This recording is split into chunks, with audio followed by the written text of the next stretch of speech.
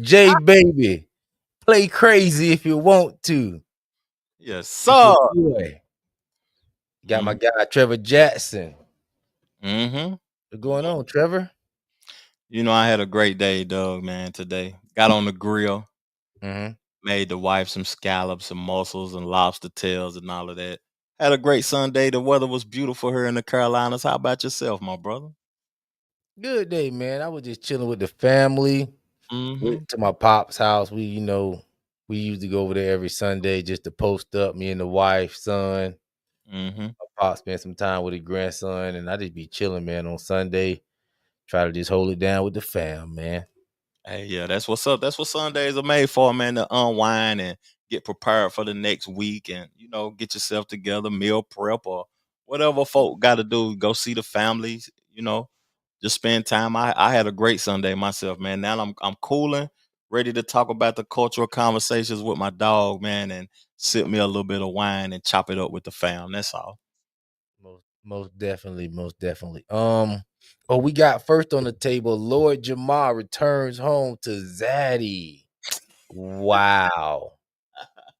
Yes, sir. Listen, you said you wasn't up to date on what's going on with Lord Jamar. I can break it down to you piece by piece. Talk to us. Lord Jamar was going on, he was a regular on Vlad TV, of course, right? Mm-hmm. Vlad, he got some misinformation about the Honorable Minister Louis Farrakhan and went on his platform doing his Jew thing, Mm-hmm. and said some disparaging things about the minister. He was incorrect. The black community wanted Vlad TV to apologize at the time. He refused. He had Godfrey on the channel and he had Lord Jamar on the channel. Lord Jamar and Godfrey put the screws in Vlad, telling him, hey, if you don't apologize, we're leaving the platform. Vlad said, hey, peace, keep it moving. No apology here, nothing to see. And this been 5 years. He been on this like, yo, F Vlad. I'm never going black to Vlad. And recently him and Godfrey fell out because of, Godfrey didn't agree with his theory based on flat earth.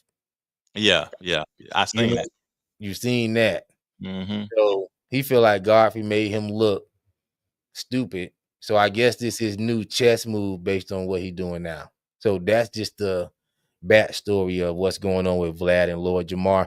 And if you're just tuning in, make sure you get a like in, make sure you get a share in, sub to the channel, J Doug TV, Trevor Jackson TV. Appreciate everybody for tuning in. Most definitely. And like we say, this week he returned. Him and Vlad posted a picture. I couldn't believe it. Tell me why you can't believe it, because I think that anything is possible, man. Cause I was looking at Lord Jamar as like a thorough dude.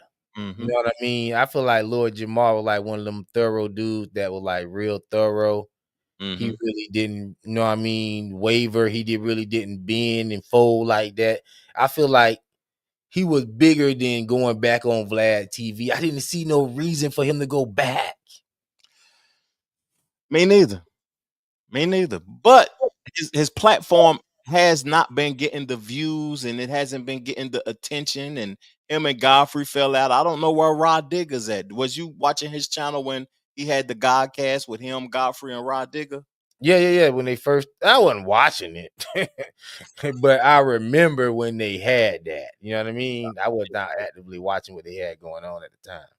I was actually interested. I think it was a good show. They used to have good conversations on there and everything. And like you said, I assumed that Lord Jamar was a person of moral integrity and values. And, I really don't blame Vlad for how he is producing his shows and how he is detrimental to the culture. I think that, to me specifically, I think it's the people fault that go on this show. My opinion. I was thinking the same thing. He had Dank the Moss on the show. The Mm. girl who was suing Lyft because she couldn't fit in the car. Yeah. That was crazy. You saw her on the show? That was crazy. I didn't see her on the show, but why is he bringing that back up? Why is that the only thing that she's popular for that? Because I did a piece on that like I think it was 4 to 5 months ago. That's still a topic of conversation. Her not being able to fit in the lift. Well, he probably gets some free content, and she gets some free publicity to get back on the show. But no, she's not relevant at the moment. But just to prove what you're saying, he was on the show basically tearing down her whole damn lawsuit.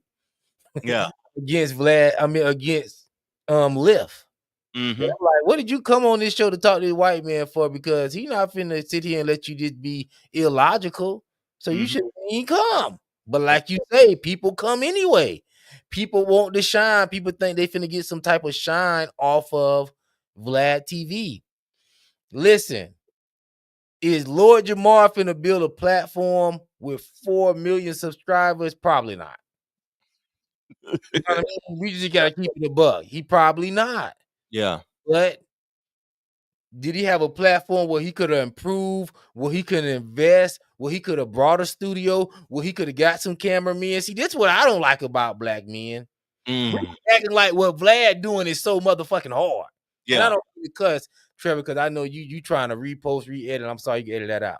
You good, man. Say what you want to say. I like when a person speaks their mind. Keep going. Keep cooking. We act like this stuff is so hard to do, to get some cameramen, get a studio, get a setup. You got all the connections in the industry. You know all the people in the industry. You done been rapping with these people for years. You can get the interviews. Why you just won't do the motherfucking work, nigga? I'm gonna tell you something, fam. It's so simple too. Like, I feel like he can do it without a team. Especially because he's an artist. I've created a lot of music and engineered music and do graphic design and stuff. If I was in a position in the city, New York, and I was accessible to those artists and people, I could do it effortlessly. Not saying that trying to lowball Lord Jamar or whatever though, but he could be sitting there conversing with the people and have 5 cameras and nice microphones and all of that, and create a good product for the people to view his content. And I think a lot of these individuals just get comfortable and they don't want to elevate or evolve what they got going on, fam. And that's the problem. If we want to call Vlad a culture vulture, it shouldn't be nothing to vulture off in the culture. We should have it sold up. Vlad shouldn't even have he shouldn't even see no room to move in. How hard it is for you to get a studio, get some people in there, do an interview, set it up like Vlad got it, and keep it moving. How hard is that, bro? I just don't get it. I'm like, that should be easy business for somebody like Lord Jamar, who been in the rap business for 20 a decade and a half, 2 decades and a half. 3 decades and a half, to be honest with you, fam. To me, I want to give somebody some credit now, since you talking about how easy would it be, because like these artists, they get used to being interviewed. They get used to people, you know what I'm saying, making them the topic of discussion, and they can't elevate what they got going on. Look at the brother at the Art of Dialogue. He took Vlad's format, took off. Now he's making a living from it. I feel like it's ways that you can elevate what they doing and make it better, because we see what they doing, but we could make it better than what they doing. And we got all the connection. We got all the respect. Donut Head, welcome back, bro. We having Articuno, bro. We having a serious dialogue. I appreciate you. Please, if you're tuning in, make sure you get a like into the stream. That's going to help us out in the algorithm. Donut Head, we having a serious conversation tonight, man. You could troll on a Diddy night. We trying to get some business handled tonight, player. But we appreciate you tuning in. Get a like in if you're gonna troll. All right. Most definitely. I don't listen. We could play the excuse that he made on Vlad. Do you want to hear the excuse? Yes. I want to hear all the videos, fam. And dude did make me laugh with the Articuno, and I can't even. Listen, I can't co-sign that for Art of Dialogue. Art of Dialogue got a respectable platform to me. Most definitely. Me too. To me. And like you said, he did it. What is stopping Lord Jamar, with all the respect in the industry that he has? What is stopping him from doing it? Why you got to run back to VladTV? You make black men look weak. You make us look unorganized. That's easy, man. I don't get that, bro. I don't get that. It is easy. Let's get into the video, though. I'm interested. No, I got you. I'm stalling. But listen, especially in the YouTube era, bro, you can get it done. I can see it. We was in the 90s where you had to have a Hollywood studio, the TV studio, this, that, and the third. You can get it done now by yourself. MacBook, couple cameras, a mixer, and a couple mics, and you good to go, and some lights. $1,000, $2,000. That's what I don't understand. Here we go. I got you right here.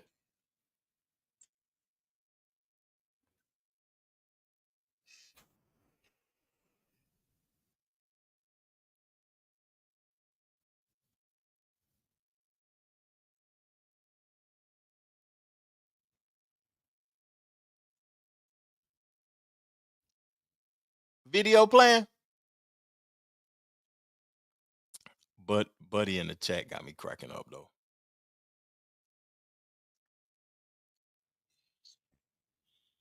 Well, let's talk about the elephant in the room. We got to start off with that. Why you sound like you in the interrogation room? Yeah, it's been a minute since you snitch. Here we go. I don't mean to keep cutting it off. Here we go. Why me and you stop talking? The elephant in the room. The elephant in the room. Why don't you explain it from your point of view? My point of view. At the time, you and I was rocking. You know, we was doing these interviews. We were getting great responses from the people. They were getting a whole lot of views and all of that. Boom. Right. We ended up having a relationship, you know, outside of the videos and all of that type of shit. You know what I mean? And no Diddy. You you got to put that out there. Yeah, well, very clear these days. And see, the fact that you say no Diddy, let me just say, like, whatever goes bad in your life, nothing can be worse than becoming a saying like no Diddy. Like imagine someone saying no Vlad every time. Whenever you have something.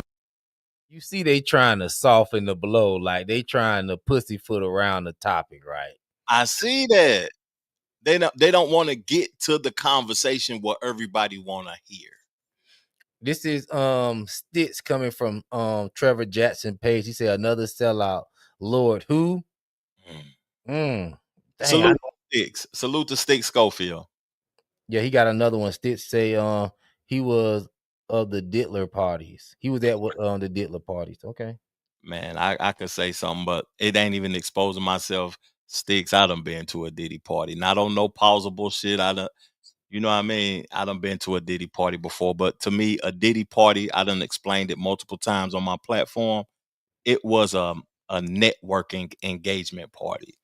Long as you didn't stay, you know what I mean, at late at night or whatever, it was a networking engagement party. I went to a Diddy party in 05 with 8 Ball and MJG, dog, because I'm on 8 Ball MJG Bad Boy album on the first song. A lot of people don't know that. I'm just saying that right now. But when I went to the party, they were signed to Puff. It was 2005. Everybody that you can think of in the entertainment industry was there, networking, trying to do business with each other. So let's keep it going, though. What no freaky stuff going on? Yes, I was gone by 11 o'clock. And Donut Head said punks jump up to get beat down. Ain't no party like a Diddy party. And I had a serious comment. He said tap dance around the truth already. You right about that, Jones.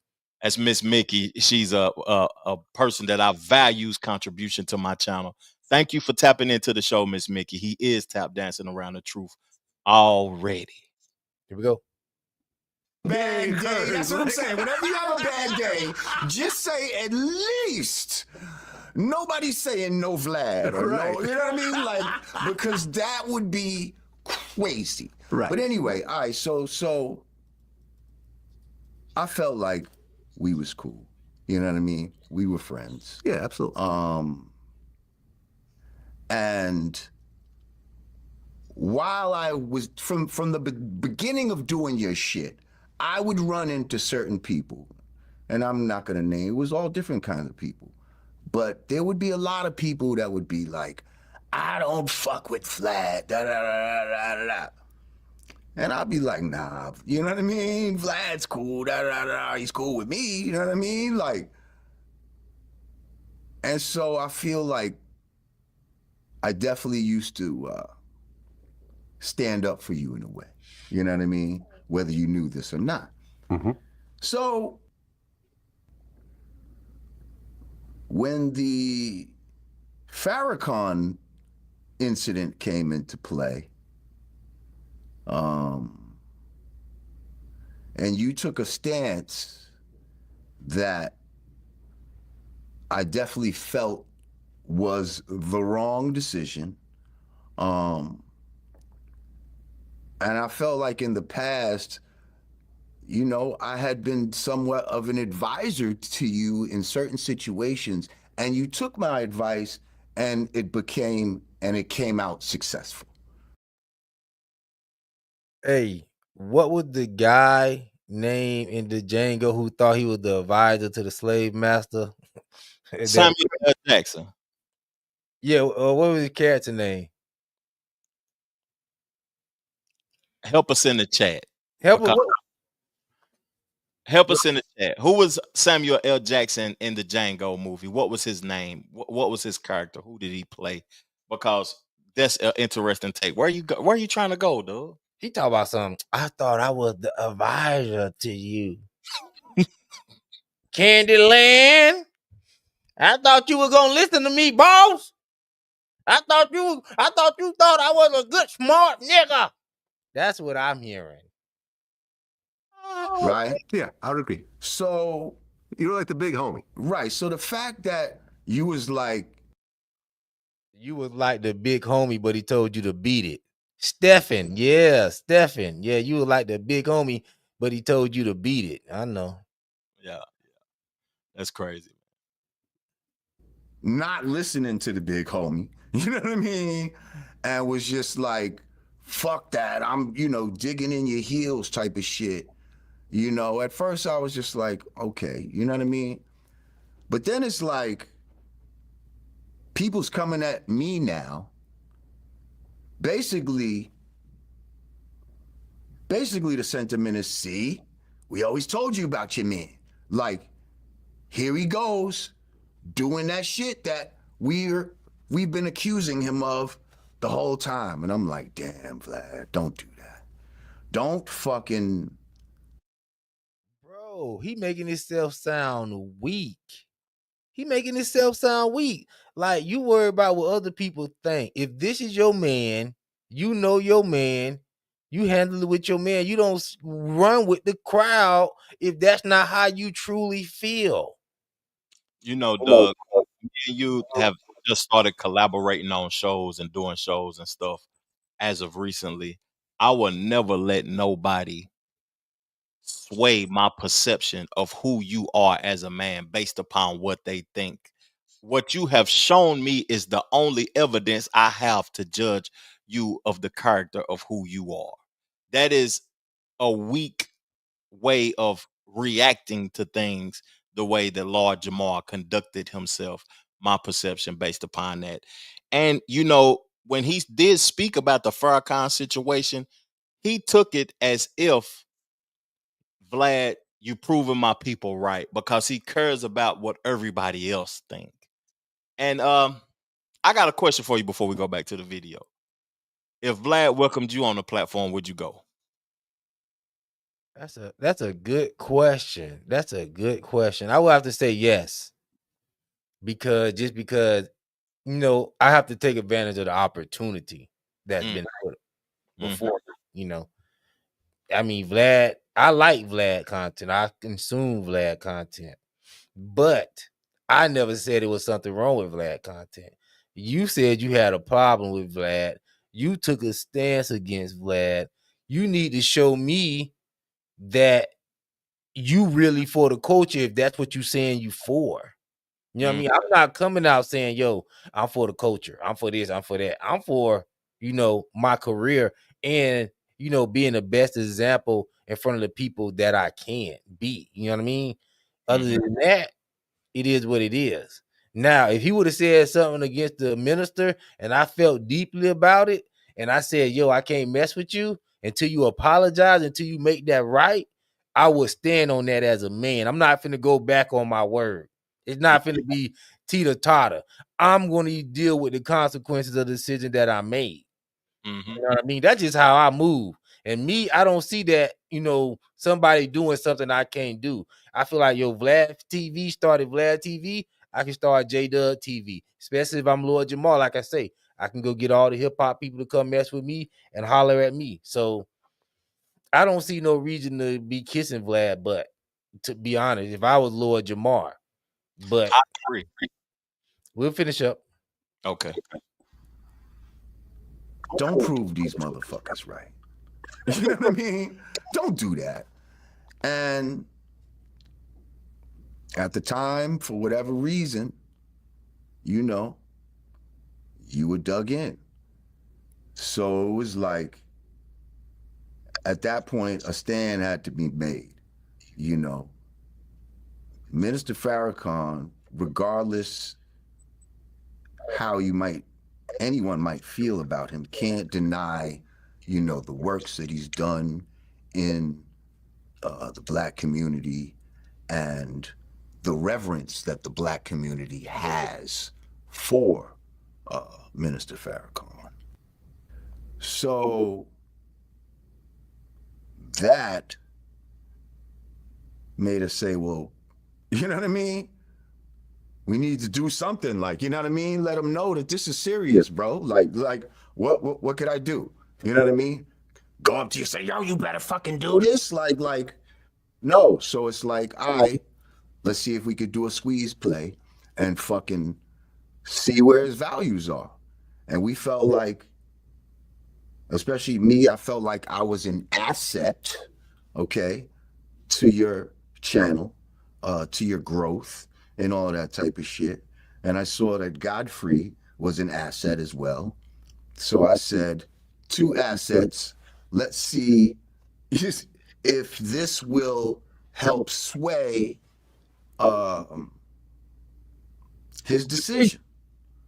Because now it's not just the Farrakhan stuff. You got 2 dudes that you're saying is your friends and are business assets as well. And we're telling you, bro, apologize. And you're like, and then, I know in my last conversation, it got to the point where, yeah, I was talking strong, like, nah, like, yo, you need to apologize. Like you need to apologize. And so now I know that probably, you know what I mean, made you feel like, oh, well, I'm not going to be bullied now into apology,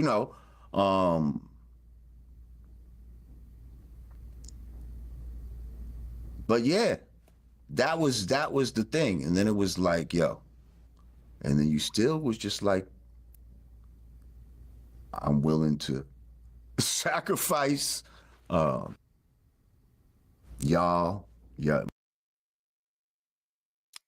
Doug, you got to play the Godfrey reaction and the Vlad reaction to that because it'll lead us somewhere, fam. But I agree with you wholeheartedly on what you said earlier.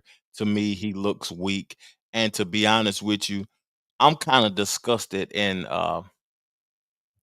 people that participate in hip hop and the entertainment business of how they sell themselves out for a platform, how they don't stand on what they Made a say statement. for a platform. It's just interesting to me, man, that he would go back after the disrespect. Let me read Miss Mickey comment because I value Miss Mickey. Leopards don't change their stripes, and snakes can never walk upright. Oh, she's spitting balls now, fam. She's spitting bars. What's your thoughts though, Doug? I'm disappointed in Lord Jamar. He, like you said, he just looked weak. He looked pathetic. I don't see his angle. I need to know the bag. If I can know how much you done got, then that'll bring a little more context to me. You know what I mean? If Vlad broke you off with the bag for real, then we could have a different conversation. But so far, this looking trash, I would say. But I'm sorry. Boosie, the one that said how much Vlad pays him. Do you remember how much he said he's paid per month? Yeah, Boosie told a lie. He ain't getting $40K a month to do Vlad interviews? No. Okay. I mean, we on YouTube. You think Boosie worth $40K a month on YouTube? You know what I mean? That's a lot of views. How much it is per million? What, 4,000 or something? That's 10 million a month. Boosie ain't bringing in. I mean, he may. He chopped them video interviews up. I like what she said in the comment section. An expensive whore is still a whore. It don't change. You're a cheap whore, you are still a whore. Expensive whore, you still a whore. That's true, man. Maybe he could clean it up with his second interview. I'm sure he probably can't. About it, and I retracted it, and I took the part. The whole thing started with a video that was altered, where it made Farrakhan appear to say something, but there was a later part of the interview where he kind of clarified it. So it's not like I purposely lied on Farrakhan. It was a video that I was tricked by, and this video had millions of views. And this was before Twitter would say, "Oh, this video is incomplete," have the community notes and so forth. This is 2020. So I made a statement about it, and I retracted it, and I took the part of the video down. But in the process, I made things a lot worse because I was having conversations with people who I thought I can confide in, and then these conversations start turning into videos. And then everything started to just snowball. I was going through a cancel session for the first time in my life. I've gone through one or two since then, and I know how to handle it a whole lot better. But at that time, I didn't know how to handle it. I was freaking out. Keep in mind the time that we're in, the start of the pandemic. Everything is shut down. Everyone's stressed out. No one knows how they're going to make money. No one knows if they're going to die or get sick. People around me start dying. Bro, this is white-splaining. What is it again, fam? You done turned me on to some new type of terminology. That white-splaining, man. Yeah. That's white-splaining. I mean, listen, bro. He didn't apologize. He apologized this year on Willie D. Yeah, Willie D. That's the only time he apologized, and it was half cop. We don't even want to hear Vlad's thing. Yeah, because that's just like, bro, it is. Oh, people were dying, bro. Yeah. All you had to do was come on and say, "Yo, I was wrong. I apologize. And these are my guys. These are the guys that helped me build my platform. I'm rocking with them. They put me on the game. They gave me a little bit of correction. I didn't see it before, but now I see it now. I'm sorry. I appreciate it to all my Muslim people who support the channel. I appreciate to all my Black people who support my channel. I appreciate everybody who support my channel that respect the Honorable Minister Louis Farrakhan. Let's move forward." Boom. Why, I'm gonna ask you a question. Why didn't everybody Black stand with Louis Farrakhan, him not apologizing? Because that's a good reason to not go on his platform, because Louis Farrakhan has spoke a lot of knowledge, fam. Everybody don't stand with Louis Farrakhan as Black. Yeah, they be calling them tethers and everything. Let me, even though, some Black people don't like the way Louis Farrakhan deliver. Some black people don't like that in your face, that matter of fact, especially Louis Farrakhan back in his old school days. A lot of black people don't like that. A lot of black people like that teaching that's going to be more soft spoken. A lot of people don't like the minister. A lot more black people are Christian and then Muslim, especially when you start working your way down south. That's true. You know what I mean? Yeah. You go up north, Philly, New York, Chicago, especially in Chicago, of course. You get the Muslim, the black Muslim. The closer you get down south, you ain't nobody talk about no Louis Farrakhan down south. Trust me. I ain't never heard nobody say Louis Farrakhan coming to town in Jacksonville. That's true. Yeah. So that's the reason why. That's why I'm saying it was easy for Vlad to do, but Vlad wanted to show he didn't need those two Negroes, those two out-of-pocket Negroes. That's just how I'm looking at it. Now, like you said, is it because Lord Jamar platform isn't performing like it should be? If he would reinvest in his platform, scale up his platform, guess what? Godfrey don't got to go back. Why? Godfrey got a popping Instagram page. Godfrey got a popping YouTube page, 2 popping YouTube page. One where he reposted the Instagram stuff, and one where he do in Godfrey We Trust, which probably got like 1 million subs or something crazy, something comparable, something where he ain't got to go back bussy popping. Yeah, Godfrey got 567,000 subs, so he don't got a bussy pop. Yeah. Lord Jamar got the bussy pop because he don't want to work. He looked defeated, bro, sitting there on Vlad. He just looked droopy. He looked done. LD Jones, what's going on? Appreciate that, player. Make sure you get a like into the show. You say salute to the platform, big homie. Brittany would have found her another sucker, especially if she is pregnant. I wonder if she got a prenup with signed and if she gets spousal support. I don't think she gonna get all that because they weren't married that long.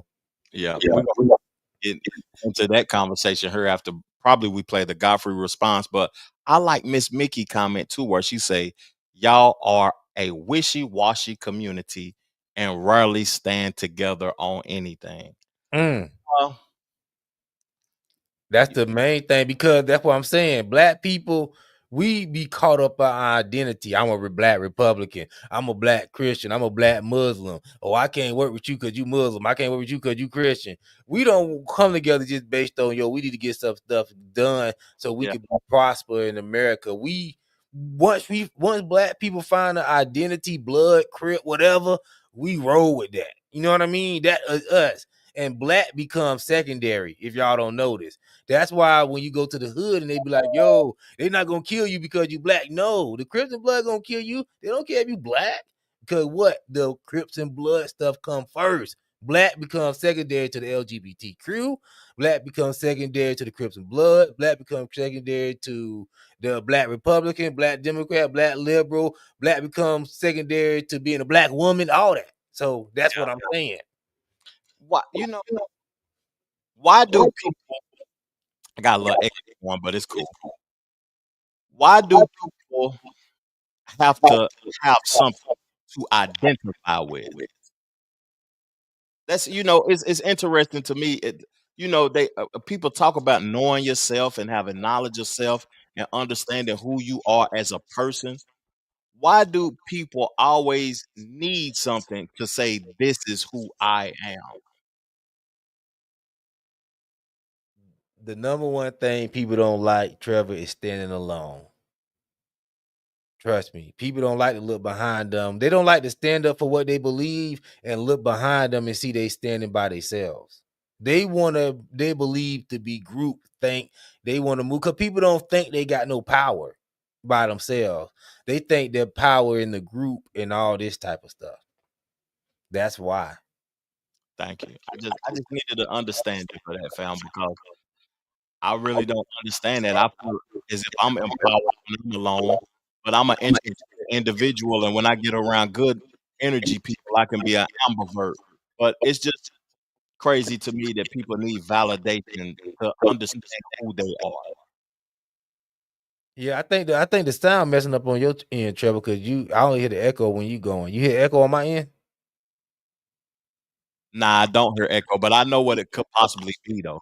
You think? Let me know. If the settings, the audio, if the echo cancellation is off, then I will echo my end. If it's on, then I won't. Yeah, it's on my end. Should I turn it off or should I turn it on? Leave it on. Okay. Yeah. Yeah, see if you could probably reset your audio, then we're gonna go into this video, then we'll come back. Let's do it. All right. Going back to Vlad. He's going back. He's going back to Vlad, man. I'm like, wow. Yo, what's up? This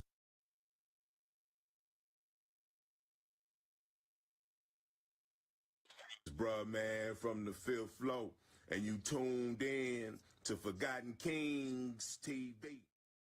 Well.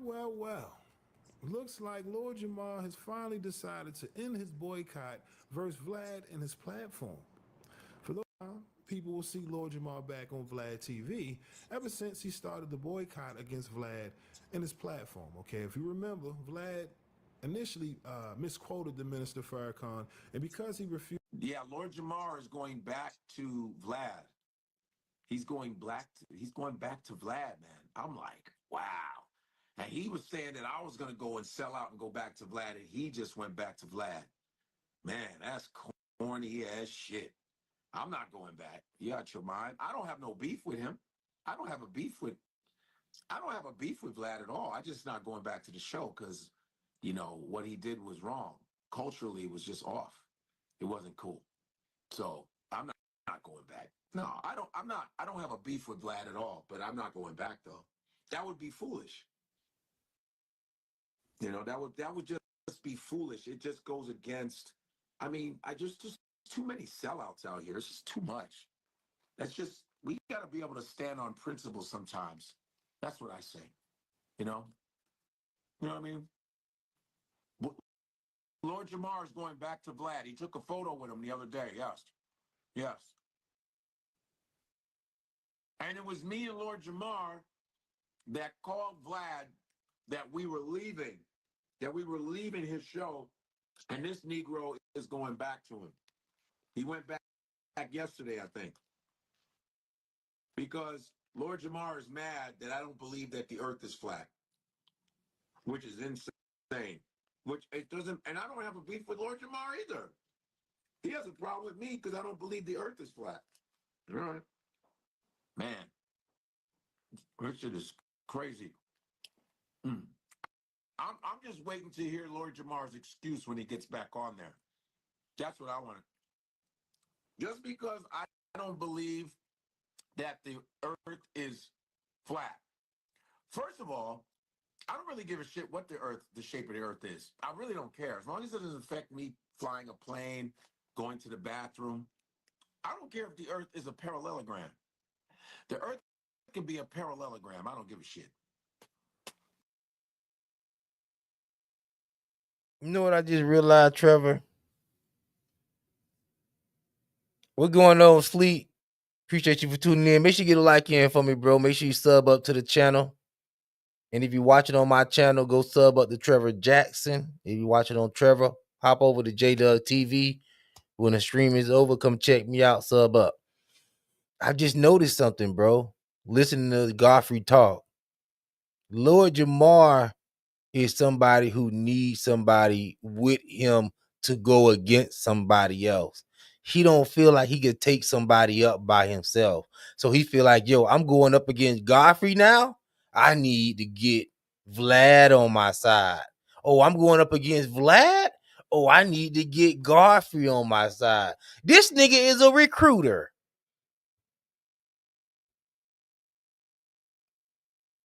Hold on, Trevor. Hold on, my bad. Go ahead, my bad. He recruiting people to contribute to his foolishness. And I don't feel like, I really what really caught my attention in that clip you just played though, J Doug, was Godfrey said we gotta stand on morals and principles sometimes. You know, not all the time, but sometimes. That's interesting to me, fam, because that means that I can't trust you neither. That means that he liable to go back eventually. Sometimes we gotta hold ourselves accountable. Sometimes we gotta stand on morals and principles. Nah, you gotta do that all the time, fam. And I like what you just the conversation that you started about Lord Jamar being a person that needs somebody to go against somebody with him. Uh, to be honest with you, man, in these YouTube streets, this beef and these people having all of these arguments and disagreements on YouTube, it really ain't that serious to me, fam. I don't even know, this ain't even the real world like that. This is just conversations, us talking about things that's trending in the algorithm and having a discussion about them of how we would act and interact with the conversation and the situation. I feel like, you know, damn, why they couldn't hold it down, fam, with each other? Why did them having a conversation about the earth being round or flat make them take it to a level to where they can't be cool and create content no more? It's just weird, fam. I got a question for you, Trevor, though. That was a point she made. Go ahead, fam. My fault. Go ahead, get in the comments first. They come first. He came out with a group in hip hop. That is something to take note of. He never was a solo artist. He always been in a group.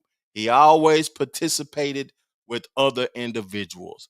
That's a mean one, Miss Mickey. Salute Avatar. Salute Sleep Carver, Michael Foster. Thank y'all for tapping into the show.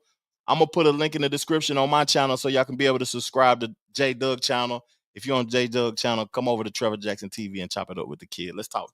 Let's talk about it, Doug. No, Trevor, that was a very good point that she made. Yeah, why didn't Lord Jamar drop any solo material? Maybe he did, maybe he's just not aware. I'm sure he have. But it seemed like he couldn't take his platform to the next level after Raw Digger and Godfrey left.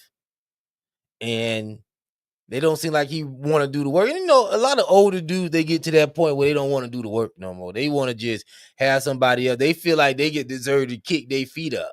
But it's not the time where you kick your feet up. This is the generation and the era where we supposed to be building. And by him not building, now he going back to Vlad TV. I think I don't know his financial situation. I feel like he sacrificed a lot. I feel like he threw a lot away just for even just with credibility. What's going on, life? Yeah, that's crazy. But that's what I just thought about when I was listening to Godfrey. I'm like, yo, this guy sound like somebody who always got to have somebody with him to stand up. It's sad to see him go out this way. We'll see what Godfrey got to say. We'll finish up here. You know what I mean? I don't give a damn. In fact, I would love the Earth to be a parallelogram because that is my favorite geometric figure in geometry. I always loved the parallelogram. I was going, because I never knew why we needed it. Why the fuck do we need a parallelogram? You know what parallelogram is, right? Parallelogram, right? Parallelogram, right? Like smart, intelligent comedy. Yo, it's Assalam, brother. Listen, yo, your man, Lord Jamar went back to Vlad. He went back to Vlad, man. We got Elijah Farrakhan on here, he is the captain of the FOI. I hope I got that right, bro. He's the captain of FOI. That's my man, 100 grand. I'm at the gym. I'm off this weekend. All right, boy. Get that gym going.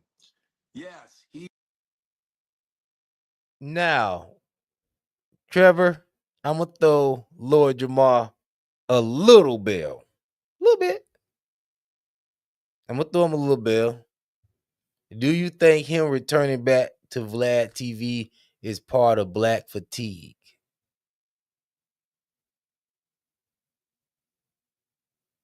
Just to add a little bit to the conversation, then we can move on. Hold on. Why'd you have to? Go ahead. Why'd you have to go to black fatigue, fam? I'm just feeling maybe Lord Jamar maybe feeling like, yo, I'm tired of these niggas. I tried to stand up. I lost a bad because of these niggas, and nobody don't want to stand up. Niggas still going on Vlad, Boosie, TK Kirkland. All these niggas still getting the check. They still getting they shine on. Nah. I got to get back on. I helped build that motherfucker. I was the first Vlad TV guest. Hell nah. These niggas ain't fuck niggas. Nah, I'm tired. You know what's crazy? That ideology. A lot of people think like that too, though, fam. That didn't even come across my mind. You a slick guy for even thinking like that. But what's crazy is that you got to hold yourself accountable first. You can't be fatigued of your own people if you're not holding yourself accountable. You know, I might be the guy that's always talking about some morally correct type shit, but that's just who I am as a person. But Lord Jamar, I ain't giving them no bail. To finish it off, fam, this conversation and get to the next one, you got to hold yourself accountable first, Lord Jamar. You look lame as hell going back to Vlad TV after you said if he didn't apologize, even though he did apologize, Miss Mickey, she informed me that he apologized on Willie D's platform. It's just still the fact that hold yourself accountable, nigga.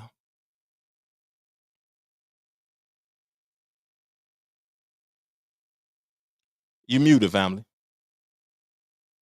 Miss Mickey say the improper use of black fatigue is killing me. Listen, they done changed the meaning of black fatigue, Miss Jones.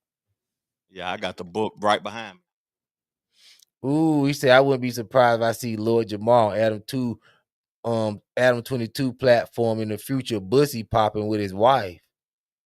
Damn, like that Avatar? He said what? Lord Jamar pussy popping. See, this was what originally Black Fatigue was meant for into the viral conversation. It was a book about her speaking about black people are fatigued with the treatment of how we've been treated as a people since we've been integrated in the 60s from civil rights.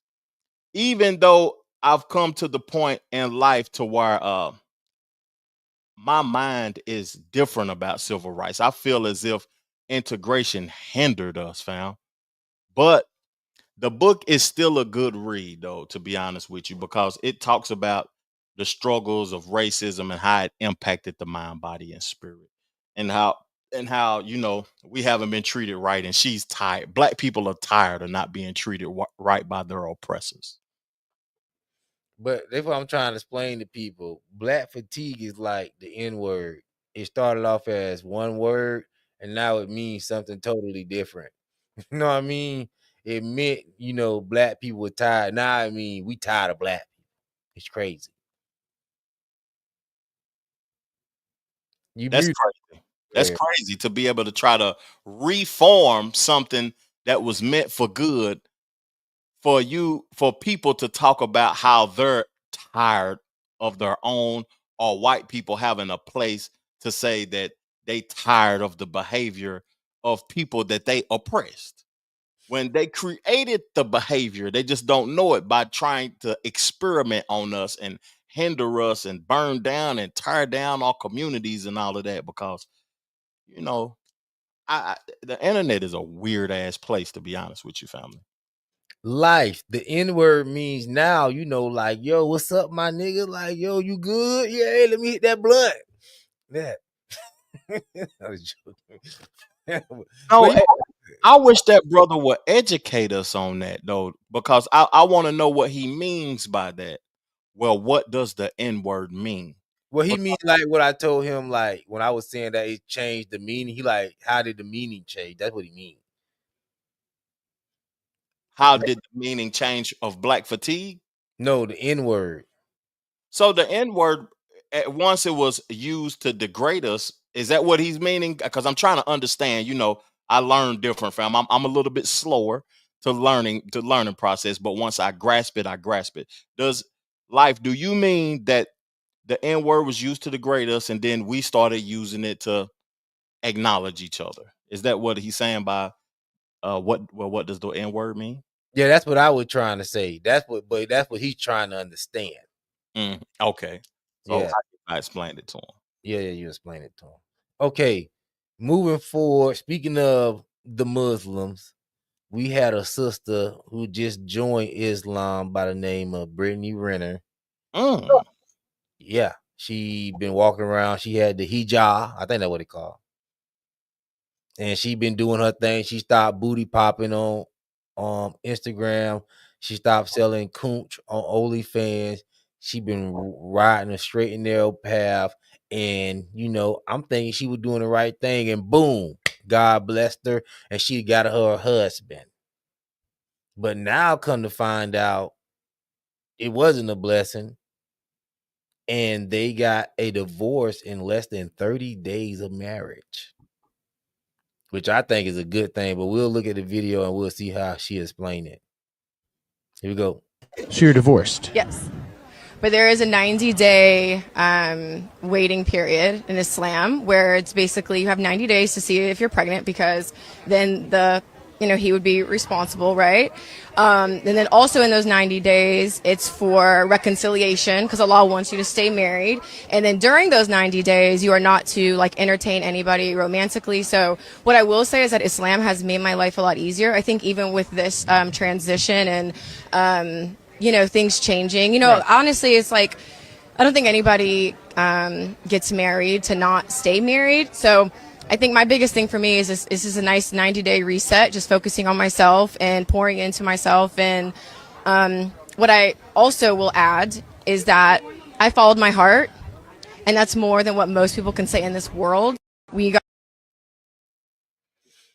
Nah, we divorced. We ain't staying together no 90 days, all this foolishness. Nah, because that could mess up something legally. I may have to pay you some spousal support or something. No, we need to get this annulled quick as possible. Based upon what state you're located in, Doug, you have to abide by those laws and those rules and regulations. We two married men ourselves, and I don't know what the state laws is in Florida. I know what the state laws is in North Carolina, but I had a partner in Tennessee that before they could finalize the divorce, he had to stay with the woman for over a year because it couldn't be finalized. It's just interesting to see what she has, got herself involved in, and to see Kevin Gates on some sucker shit, because you remember a couple of months ago or a couple of weeks ago how he was talking about LeBron James, fam. How he said Savannah don't look at him the way the white women look at him. I want him to be passionate about me. And you remember Brittany Renner when she was doing the Rolling Loud concerts and she was looking all googly eyed and shit at Kevin Gates, and he thought that was a way that the woman is so engulfed and she loves me and she's head over heels about me. A woman could use that same thing and finesse the living shit out of your retarded ass because you have a perception that she's head over heels for you because she's googly eyed about you.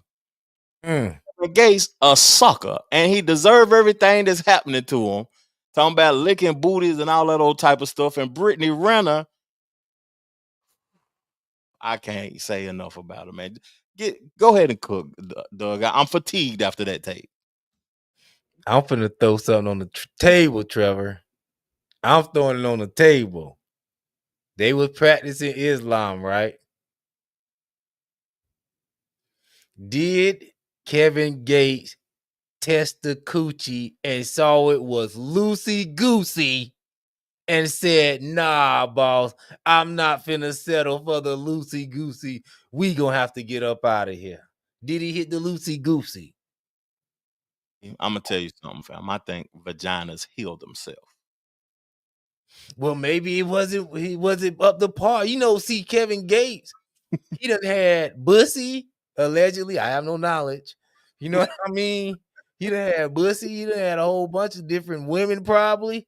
He Yeah. probably wasn't satisfied with what he was getting from her. He was like, yo, the juice wasn't worth the squeeze. Mm-hmm. And I'm finna keep it pushing.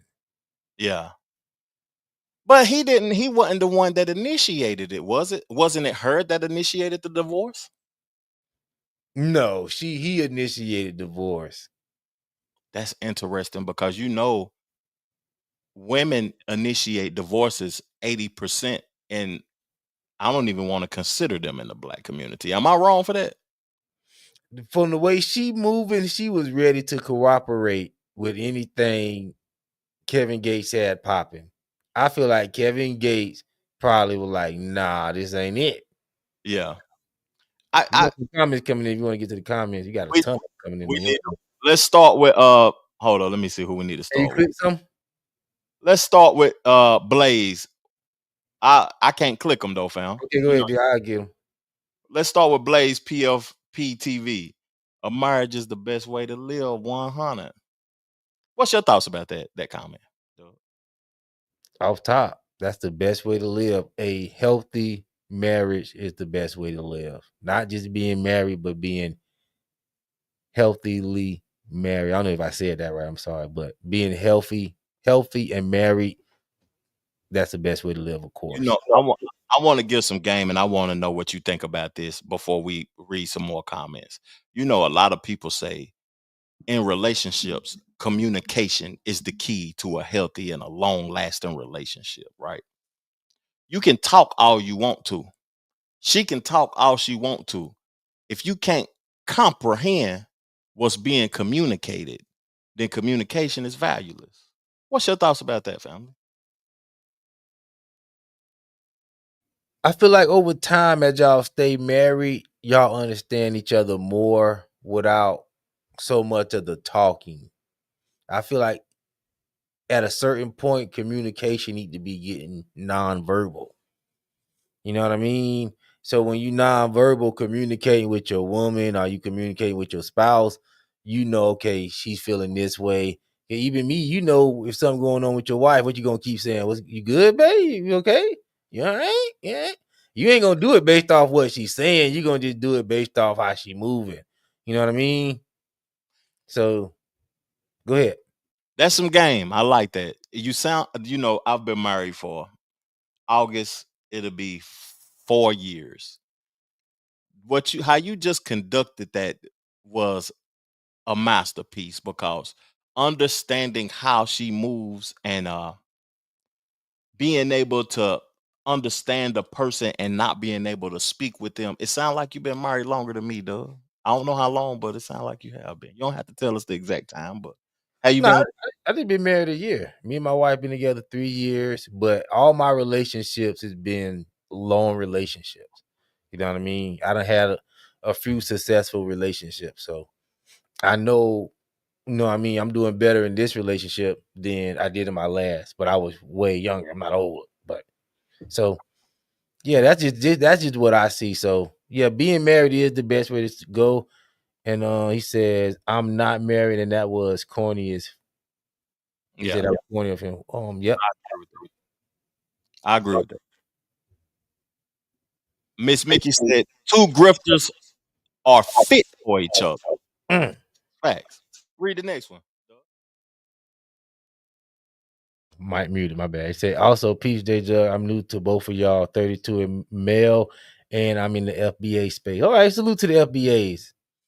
You know what I mean? I'm an FBA myself, but I respect what the FBA is doing, but I'm not divisive on that type of. I'm not saying y'all divisive, but I'm just trying to unite the best way I can. I like black people from Africa and all that. I think they got some nice looking women with some nice looking skin.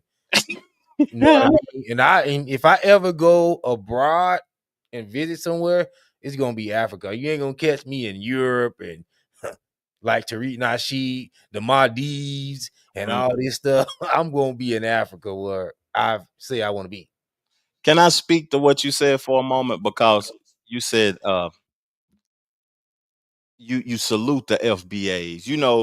The internet is making it kind of nasty to me because it seems like it's a group of a gang or something instead of, you know what I mean, identifying as a lineage of people that's descendants of America that didn't come from slavery.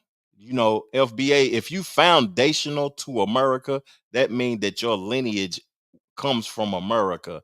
And we don't all have to agree. We don't have to speak as a monolith of what or whatever.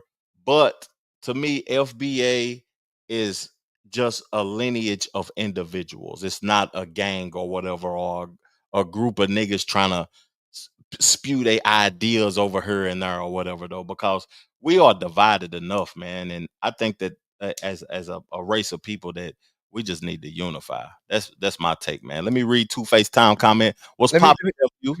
let me spit one thing about FBA. I would agree with FBA more if FBA value system was based on the real American elders that they left for. The FBA value that they doing is like made up.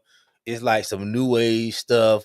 It don't reflect the people that raised us and our values. To me, you know what I mean? Our people were about going to church, get married, for family, doing the right thing, self-responsibility, self-reliance, not blaming, getting it done. Don't worry about racism. Handle your business. That's what the black people I grew up under. It's your fault. You need to get yourself together. You know what I mean? That's how black people used to talk to us. Yeah. But I noticed the new black Americans, they have resentment for them old black school people, big mama them, because they was hard, they was mean, but they gave you that upbringing that you need to go out there and be successful in life. And if you wasn't weak, it made you stronger. I like your take. Salute, man. If I had my hand clap button right now, you know, Yeah. that's how I grew up too. But we brothers from the Southeast, fam. So yeah, that's that South stuff. That's what I'm saying. The internet doesn't reflect that. That's what I'm saying. They're just like, give me some money. He's like, no, that's not that's what the FBA way. That's not how our ancestors was. you know what's nastier than anything too, when I look at people talking about reparations, foundational Black Americans and everything, it's noticeable that these people really don't give a damn. They just monetizing the content because it's viral at the moment.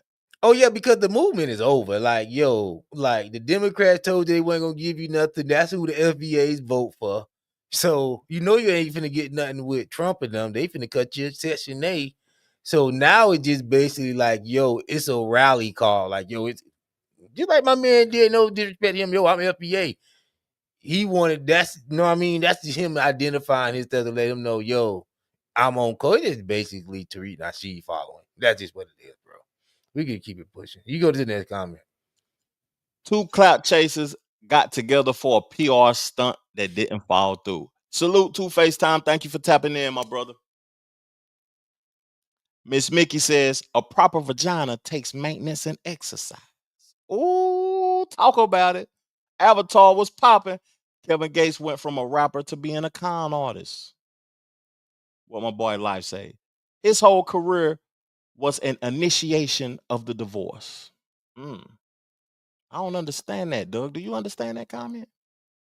Not exactly. Not exactly. Can you clarify that a little bit for us, Life? Appreciate it. Thank you, sir. Avatar said they both trying to get that religion money.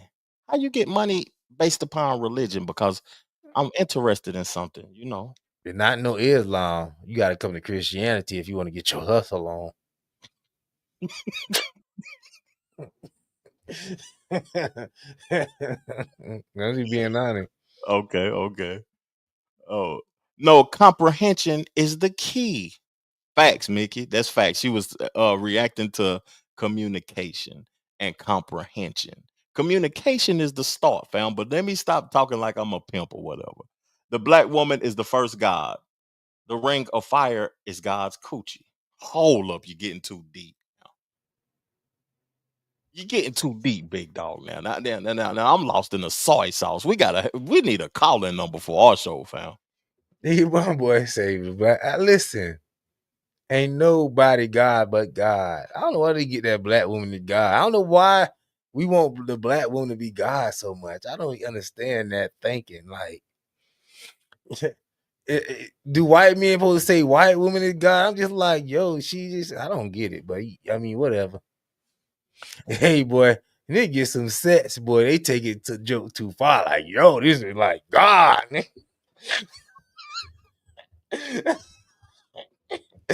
Like, bro, you just busting the nut, bro. Just relax. He got God. And he like, damn, bro. Excuse my girl. Man. Yeah, y'all need to call in. Most definitely, man. We go. I have a call in on my individual shows when I do them by myself. But most definitely with Doug, we gonna have a call in number next week. I got a call in number. You want me to put the call in number of the live? They call me a number if they want to call in. That's fine. Hey, we ready for whatever.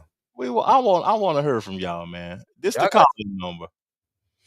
Y'all got me cracking up in the chat though. That's funny. They cooking in the chat, man. Miss Mickey definitely cooking. Life cooking and Avatar cooking. What'd he say? We agree on everything you said except for the ignoring racism. Who did you say that, dog? I don't know. He might have got that out of something I was saying. I don't know what particularly, but listen.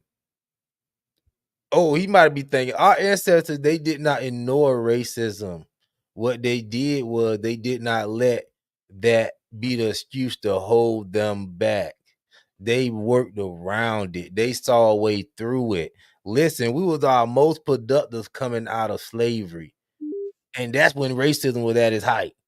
So since you say that, right? To me, you say we was the most productive coming out of slavery. Do you think that the civil rights era, when we integrated with other races, do you think that was beneficial for us as a people, or was it a hindrance? Looking at it now, 60 years later. Hell no. And it don't benefit us to this day. And that's what we don't like about, and that's our biggest hang up right now. Because we don't like when white people say, you know what, we finna just take care of white people. We be like, no. We gotta be all inclusive. Instead of being like saying, okay, yeah, y'all work with y'all people. Cool, we gonna work with our people. We don't do that. We say, no. Y'all supposed to work with everybody. Y'all supposed to keep everything fair. Why? We don't look at that as an opportunity like, yo, we finna go build with ourselves. They finna do their thing. We finna do our thing. We don't want to do that. We want to, based on because of what Martin Luther King sold us, they want to hang on to them because why? They feel like, yo, they feel basically, I know what they feel. They feel like their stuff is going to be better than ours, even if we do build it. So we might well join theirs. Instead of just saying, yo, I'm happy with my stuff. I'm happy with where I'm at. Don't matter what white people got. Yeah, they got nicer house. Yeah, they got that. But we got our own. We with our own people. We safe. We got our own community. We got our own laws. We got our own police department. We got our own hospital. Your call has been forwarded to voicemail. Can you hear this? To reach is not available. At the tone, please call back into the show. I missed your call. I apologize. You was cooking though. Yeah, that's the main problem. The segregation thing, we don't want to do segregation because we don't want to deal with each other on no intimate level like that. We want to just, give each other lip service. But hey, once I get my money, where I'm going to live around some white folks. You know what I mean? You know what's crazy about you saying that? I want to talk about an experience I had in your beautiful city. After we react to the caller. You tapped into Trevor Jackson TV and J Doug TV. What's popping with you, my guy? What's going on, man? Can y'all hear me? Can you hear him, Doug? You crispy clear, fam. Yes, sir. So yeah, hey man, I'm new to y'all channel, or Trevor, your channel. Thank you for tapping in, fam. Yes, sir. And I wanted to say, my bad. I had to run and get my earphones, man. You good? Where we at? Yeah, man. With the FBA thing, man. This how I've been seeing it, right? So, we build up our stuff, man, and people could just come in and regulate us how they want to regulate us. And, when we build up our Black Wall Street, so on and so forth, why is it that we got to keep getting attacked, man? Like that's my whole thing. We can only ignore, and I know that's not what he meant, like just brushing it off. But when we do do our due diligence and actually build up our community, there's always an opposition. You know what I'm saying? And if we keep going through that, man, we don't have to have no loyalty to these people and the way they want to run things while they're committing the same type of crimes that they say we're committing per capita. Trying to demonize what we got going on. Like, yeah, that's been going on for so long, man. It's like it's super corny. Like we can't keep doing that. But I do agree. On our ancestry. We were all about building for ourselves regardless of what's going on. And I think that's what puts us in the position that we're in. I'm not. I know I'm saying a lot right now. I'm kind of long-winded, but cook. We cook. Yeah. I've been doing a lot of studying, man. And what I was saying about the Black woman, I study the migration patterns of natural, like animals, certain animals, horses, and so on and so forth. And when you really look at the migration pattern of horses came out of America, went into Asia, and that's where they kind of like focus on the origins of, European societal structure. They say the Sintashta culture had brought about the creation of the wheel. The real wheel is the Platonic activity or the plate activity within the ring of fire. And that's what I was saying about, the creation, trope of Black women, that was like the first religion. The pregnant woman, of course, you don't just get a woman pregnant. You have to be a father. You have to be a husband. Yeah. You know what I'm saying? But that's godly acts of creation. And, the earth has its own way of translating that to us. When we deal with a lot of religion and spiritual systems, they focus on the volcano and what chaos brings into the planet. So we had a culture from east to west, the Austronesians, the austere, the Aboriginals, they're considered Austronesian by, connection to language. Yeah. So I connect all that to that, that ancient serpent wisdom that they've been trying to attack with their Christianity. Wow. And Christian slavery is what contributes to this system where they think they can just run all over us, no matter if we're doing good or bad, because they demonize us with their whole, you know what I'm saying? Like, they demonize us with and forgive me for my voice. Like, I'm trying not to like you be too loud. You crispy, fam. You crispy. I like what you're saying though. They demonize us with the Christian religion and everything. But what are the points you're trying to make? Because I'm learning from what you're saying right now, and I'm not understanding in totality. But keep cooking though. Okay.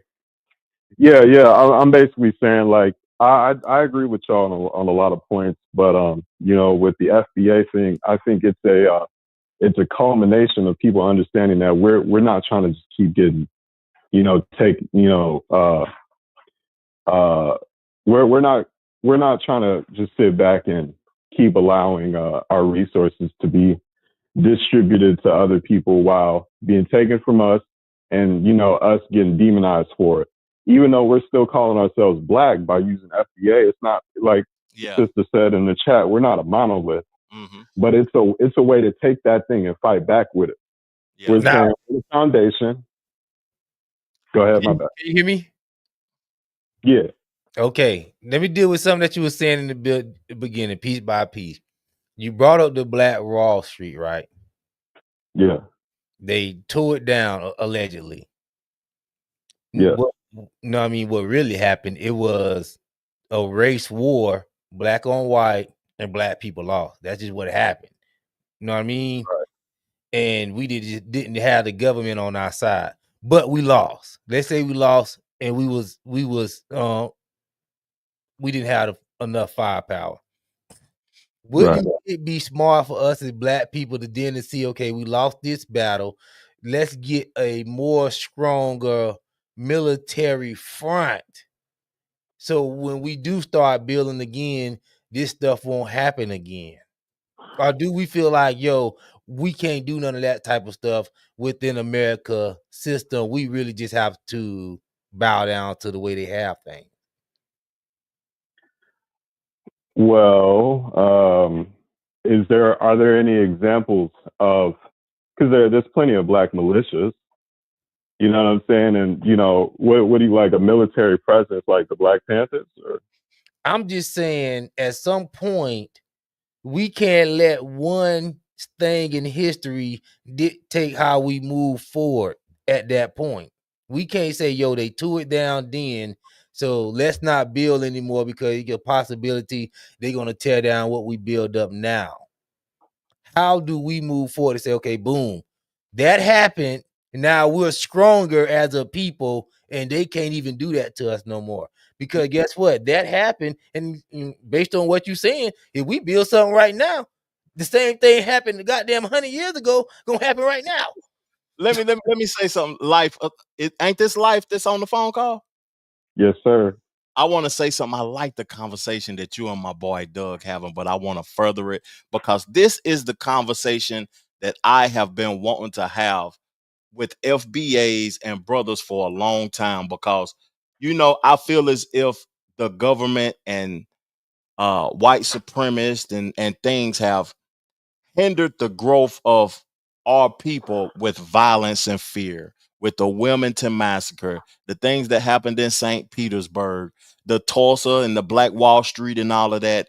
And I feel as if this is a good conversation because Doug is saying that he thinks while we haven't created something where we can protect our own, because I was about to big up his city that I just came from in Jacksonville before you called in. But how would you respond to what he just said, and what's your thoughts about us creating a protection front? Before go ahead, my fault. Yeah, no, you good. Yeah, I appreciate that insight, and I definitely agree. We do need something like that. And you know, I've kind of been delving into you know, the study of law and legal practice because I felt like, you know, I would hear these guys like Tariq talking and stuff like that, and they, you know, the FBA thing. You know, we're not a monolith, of course, but how do we get it on paper and make it translate legally? You know, is my thing. And I have been digging into trust law, you know, and unfortunately, you know, I haven't personally like fully developed understanding of how to make it work because what I'm having a hard time with is putting it all in context, like a historical context. And I don't want to go and write down no trust system and, you know, make a misstep with the information that I'm, because from what I understand, when you build a trust, you're building it like, I know, you know, there's things like video games where you create a character, but what it is it's like role playing. When you create a character, you have to add all the attributes to it in order for it to do what it has to do in the real world. Like with a trust, you have to add what it needs to do in the real world to it to be able to make it function in a way that benefits you. With the United States government, it's structured like a trust. You know what I'm saying? The thing is, with us, we don't have a trust for ourselves. I think that's what the problem is. Yeah, I like. We don't have no trust, so we can't trust each other. You feel me? That was a great take too, though, because you know people talk about it, and we don't want to accept that we are harming each other more than we are creating and congregating and building with each other.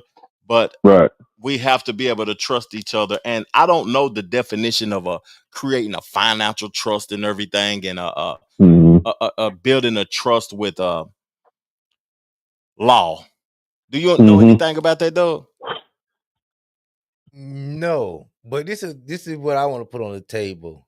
Put it on the table. Fam. Could it be that the black community is an imaginary thing? We making it seem like it's somewhere where it's a newsletter go out to every black person. It's a meeting that go out to every black person.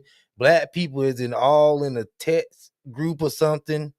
The black community could be just an imaginary thing. It's just like we're entrenched in American society. We don't have no standoffish type of exclusionary thing that's just for black people within America. We within the fibers. We don't have nothing that's just us. We don't have no hospital. We don't have no police department. We don't have anything. So when we start talking about what we finna do as a black community, that's imaginary talk. We is in American society. We is not finna do anything as an individual black community. Nothing. And I don't know why we just won't accept that as the reality of what the situation we in. That's an imaginary talk when you talking about the black community. The black community is not even organized. You're not gonna have nothing. What organization? Like what? I mean, like as a black person, Trevor, what person hit you up to say, yo, this is how we finna be moving politically as a black people. This is what we trying to get done. It's none of that. Yes, we feel like it's something more now because we're able to talk about it online. But when we start talking about the nuts and the bolts going down to these White House and different things, we don't have this stuff. We in the fibers of America. So black community this, black community that. It don't exist. I agree with you. It don't exist. But I want my guy Life to cook because you got me. You know, I'm yeah. Go ahead, Life. Yeah. And I can agree with our brother Doug here, and I'm saying brother respectfully because I know he's an elder. But I call you brother because I know that in more ways than one, you resemble me. You know what I'm saying, and you came before me. So as an elder, I respect you too. How old are you, Life? How old are you, Life? I ain't trying to cut you off. I'm 32. Okay. 32 from Cali, Pasadena, California, Southern California. Salute. I got a question for you after you give your take too. No problem. No, I can agree that there doesn't appear to be that structural unity, but I want to take a second to mirror this conversation on the white community. Within the white community, there are things that have been created, and there have been things that have been created to separate themselves from the broader community. The broader community, if we say that white people is a racial construct, which doesn't exist, but those who we refer to white people as, those people come from a place somewhere in Asia, you know what I'm saying? And that's what they agree on. They're Asian. But what happens is there's a system where they've benefited from separating themselves from the Asian community, from the African community, from the, you know what I'm saying, so on and so forth, from the Hispanic community, so on and so forth. So there are things in place, and a lot of those things come out of religious expectation. You know what I'm saying? Where they have made symbolic terminologies like white and black, which initially meant, things that reflected sentience versus things that didn't reflect sentience. Blackness was supposed to represent a state, like the Jewish man would say back in the day. He would say goyim. A goyim is a created thing that doesn't it doesn't have the full capacity of a creative being, a creator. You know what I'm saying? And they would separate themselves amongst their society, you know, based on this ideology. Yes, sir. Eventually that translated into how people saw whiteness and blackness. And we started to call ourselves these terms in America. And those things there had been actual, you know, movements based around that separation. So although I do agree that there isn't necessarily a unity, you know, because you know, we got Africans, we got Caribbeans, you know, we got black people, so, you know, having these so-called diaspora awards, you know what I'm saying, on the internet, so on and so forth. But you know what? You know, white people have crime amongst themselves too, but they still have systems in place that benefit them when it comes to dealing with us. Yeah, I see what I see what you're saying now. I see what you're saying. And I agree with you, but this is what I want black people to know about white people. You don't hear white people on here talk about white queens and white women as queens and white power. White people do their stuff in silence. They don't have to get together and be like, oh, white people, we here. We need to get up and what we need to do, white people, to take over these blacks and come up. No. It's white people know, hey, we just need to keep moving with progress. You know what I mean? We just need to keep moving forward in what we're doing. We don't have to talk about it. Let's just be about it. And if black people take that approach from white people to where we ain't got to talk about it, but we all know the mission and we all know what we here to do. And hey, we can all agree on this one thing. Yo, we're not trying to be up under black people again, like we was in the long time ago. Yeah. So they can agree on that. So they keep moving forward with that. Black people, we don't have nothing to move forward with. We can't even all agree that we don't want to be up under white people. You got some black people that like, nah, we want to chill here. We got FBA talking about right now. I don't want to go connect with my brothers in Africa. I want to stay over here with the white man that don't want me here. FBA ain't from Africa though, fam. It doesn't matter because you're basing off what your connection is by skin color. Because you're from America, but you don't look at the white Americans as your brother. You look at them as separate from you or against you. So if you basing it off skin color, you need to go where your skin color is the majority. Now, can I say something real quick, Doug? I do agree with you to an extent, but there are people that have made those connections.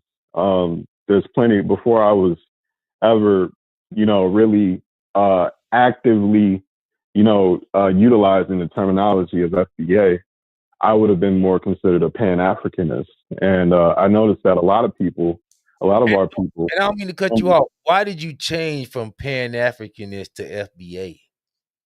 I never really was an Pan-Africanist. I was infatuated. I was obsessed with the knowledge that I was learning from my Pan-African brothers that looked like me, you know. But I noticed that there was a sort of bias against, you know, more American, you know, like non-immigrant black. No, this is the thing, black. Let's keep it real. We'll talk about it. Black people got mad when people started recognizing people coming from overseas and they were working harder and they were taking advantage of more opportunity that America had to offer. And they start looking back at American black people like, yo, y'all sleeping on all this opportunity? Y'all niggas got time to complain? And y'all got mad about it. Let me cut you short, Doug, and Life short for a second. Life, if you could land your plane, cause we done, you know. Yes, sir. We had a couple of callers call in to the show. I don't know yes, if Doug wants to accept multiple callers, but if you could long you ready to roll, Trevor. Land your plane, give your take. I highly appreciate your presence, my brother. Thank you for your yes, time sir. and checking Thank out my you. channel. And appreciate you, Doug. I look forward to talking to you again sometime soon, man. Hey, appreciate it. Come over to the channel, sub up, man. I'm a good guy. I'm just ain't shit. Well, we gonna have some more conversations, man. But I'm gonna land my plane. I'll see y'all guys. Thanks for having me on. I'll be in the comments. Have a blessed night, my brother. Yes, sir. You too. Yes, sir. That's Hey, an interesting conversation that FBA talk. I got another caller calling in. He's a legend on the show, man. You know, it's a brother in your area that I do shows with. We haven't done a show as of recently. I think he's in Puerto Rico right now. Rob, Water God TV. Me and him have great discussions, great conversations. And when we collaborated on the show, this caller that I'm about to call back, if you got the time, Doug, he from Los Angeles, California. He the OG. Gary, I gotta call Gary back, man. I'm Gary, interested to hear what he got to say. Answer the phone if you tapped into the show, Gary.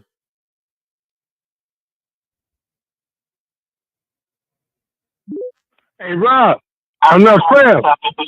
Oh, Trev, what's up? What's popping, Gary, man. It's nice to hear your voice, my brother. Man, it's a blessing, man. I was calling in hearing what some of you brothers was talking about, and I heard your topic on the collapse of America and your co-host, Doug, but I'm fully FBA, and I'm proud of it. Yes, sir. And at one time, I was a Pan-Africanist, but most FBAs were not from Africa. Most of us are original Americans. For example, my family, my grandmother made me know and told me never to forget that I was a Blackfoot Indian. And a lot of us can trace our heritage back to that. Now, I traced my auntie, she's Blackfoot. Now I traced her back to the Civil War, and I'm still working on that.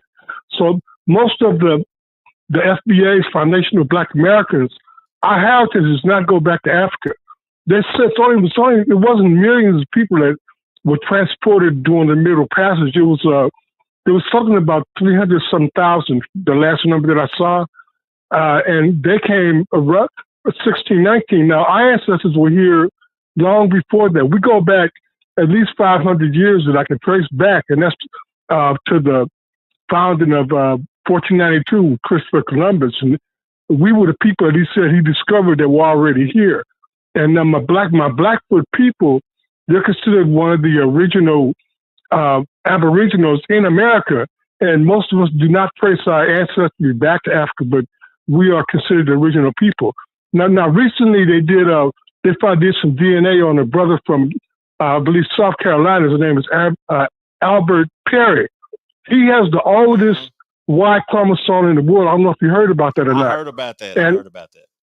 We go back even like older than Lucy now. We go back, he got the oldest chromosomes of the world, and it's over 350,000 years old estimated. And they've been trying to cover that up. But anyway, I want to know if you want to know anything about what's going on with the riots out here, because I was out in the bottom. I got an alert on my phone, told me not to go this way because the military was there. I guess some stuff was going down. That's what I was about to ask you, Gary, and I want to see if my partner Doug has any interest in the conversation as well. How are you doing out there in Los Angeles with all that going on, first of all? Okay, I'm tipping around. I'm not in any immediate danger, but I'm just being careful where I move right now. And I'm staying away from the areas to where a lot of the rioting is going on. So I know what's going on. I have a driver that picked me up to take me to where I was going tonight, right? Mm-hmm. And we got that alert on the phone, and it was like, "Don't go this way. We didn't already declare this an illegal whatever." So the military's there, and so some funky stuff going down. This is maybe about 10 miles away from where I'm at right now. Man, just my concern is your safety, fam. It's interesting that is going on. Like, who do we blame for that situation that's going on? It is the leadership in Los Angeles or in California the problem for this. Like, the Biden administration. Let's talk about it for a minute. Yes. Our leadership is completely inept, man. From the mayor, she's been cosplaying as a sister since she's been in her political office. I'm talking about Karen Bass. Yes. And at one time, I think she was the president of the Congressional Black Caucus. Mm-hmm. Now she's been passing as a sister, but she's not. And even white folks are calling her out on it now. And that's one of the reasons why she was able to compel herself to the Black Caucus and to the mayorship of Los Angeles. Now even white folks are calling her out. They said, "How is this white woman doing all this havoc in California?" And she told, I don't know if you saw this picture or not. There was a guy that jumped out in front of the ICE van, I believe it was yesterday. Mm-hmm. And he was trying to stop the van that was moving. They had arrested 37 illegal aliens, right? Mm-hmm. So he's jumping out in front of the van, and people are running alongside of the ICE van. They're throwing eggs, trying to bust windows. Anyway, what happened was the guy ended up getting knocked down by the van, but the driver was quick, and he stopped and backed up and drove around, right? But that guy died, I found out last night. If you saw that picture, right? I seen it. He ended up having you saw it? Mm-hmm. He ended up having brain damage from hitting that pavement, when the van hitting. And everybody's blaming Karen Bass because he told them to jump in front of the ICE agents. Yeah, I seen a lot about this too, though, man. I seen where, I took notes because I did a show on it earlier, man, and I can't find my notes. But it's sick out in California, and I want my partner Doug to be able to contribute to this conversation. Oh, go ahead, let Doug in. What is your thoughts on anything that Gary said, Doug? They got what's going on? They got the ICE agents. Karen Bass got people jumping in front of the ICE agents trying to protest them. You know the migrant situation in Los Angeles is hectic right now, fam. And they having riots and everything in Los Angeles. And Trump just deployed the National Guard to LA to get it under control because the local people can't handle it. So what they don't want to go home? Hell no. What's going on home? Listen, y'all got a conversation. I'm like, yo, what's wrong with going home? Like, you going home? Pack your stuff. I never had no problem with going home. That's what they come over here. I see Mexican flags, Puerto Rican flags. You want to celebrate Cinco de Mayo, all this stuff, but then we say go home. It's like, yo, I don't want to go. You had pride from where you from. Yeah. You going home. The same thing over here. Go over there. You gonna work. You get you a house. You gonna be with your family. That's it. It just ain't gonna be no black people. You don't like us anyway. So what you want to be over here? Yeah. I don't get it. But I voted for Trump. I had to vote for Trump because I didn't have no other options. And listen, I don't see no problem with what's going on. I feel like I hope it ain't no black people out there putting their life on the line for this foolishness. If it is, God bless them. And to me, I feel like this ain't got nothing to do with us as black people. We be wanting to get all into the Hispanic stuff, but at the end of the day, they don't get into our stuff. They let us hold our own nuts. We need to let them hold their own nuts. Okay. Yeah.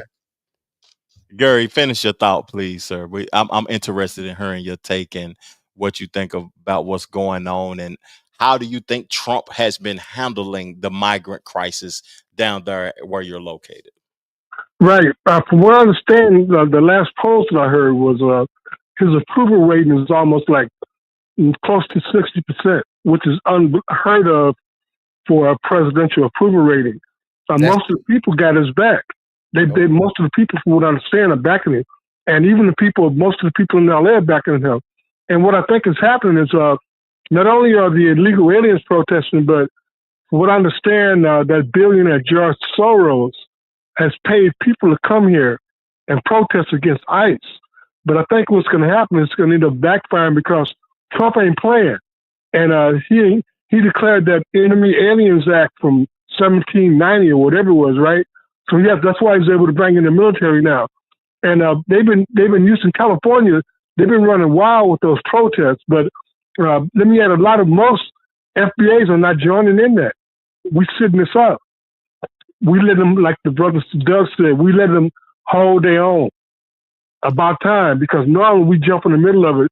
Most FBAs are not brothers. That's like that's their fight, and let the president handle it. That's what we voted for him to handle this, because we know what happened to LA. Man, LA was a beautiful mecca for FBAs. Man, you go all the way back until the 70s, 80s when we started letting all the illegal aliens in here, and they just about denigrated a lot of our community, even though we have a lot of strongholds out here. Even Tariqas out here in the Valley and the Hidden History Museums out here on Pico. We got a lot of brothers out here that are down. And it goes back to the 1965 riots, where we kicked LAPD's butts when they messed their pregnant sister. The Watts riots, yeah, 1965. I was a little kid, and they moved us to protect us so we couldn't get hurt. And I was like about 11 years old, right? So they moved us out so we wouldn't be involved. But them brothers not playing.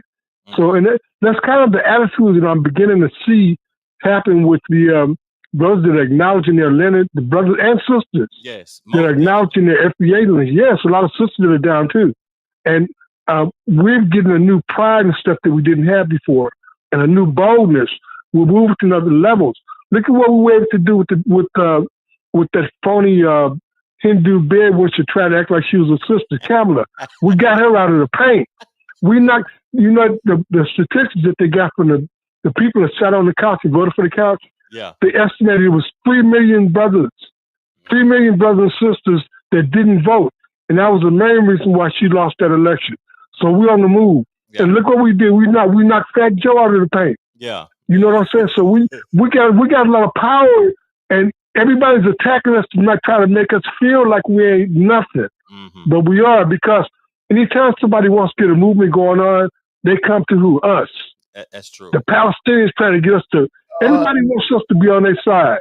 And if nothing goes down, I'm going to back off. Go ahead, Rob. Go ahead. I got to slow you down because FBA ain't taking credit for what Trump doing now, is they? Because FBA ain't messing with Trump.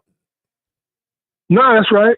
Well, we a lot of us are independent. I voted for Trump. I was a Democrat, but I voted for Trump, and I saw what he was doing.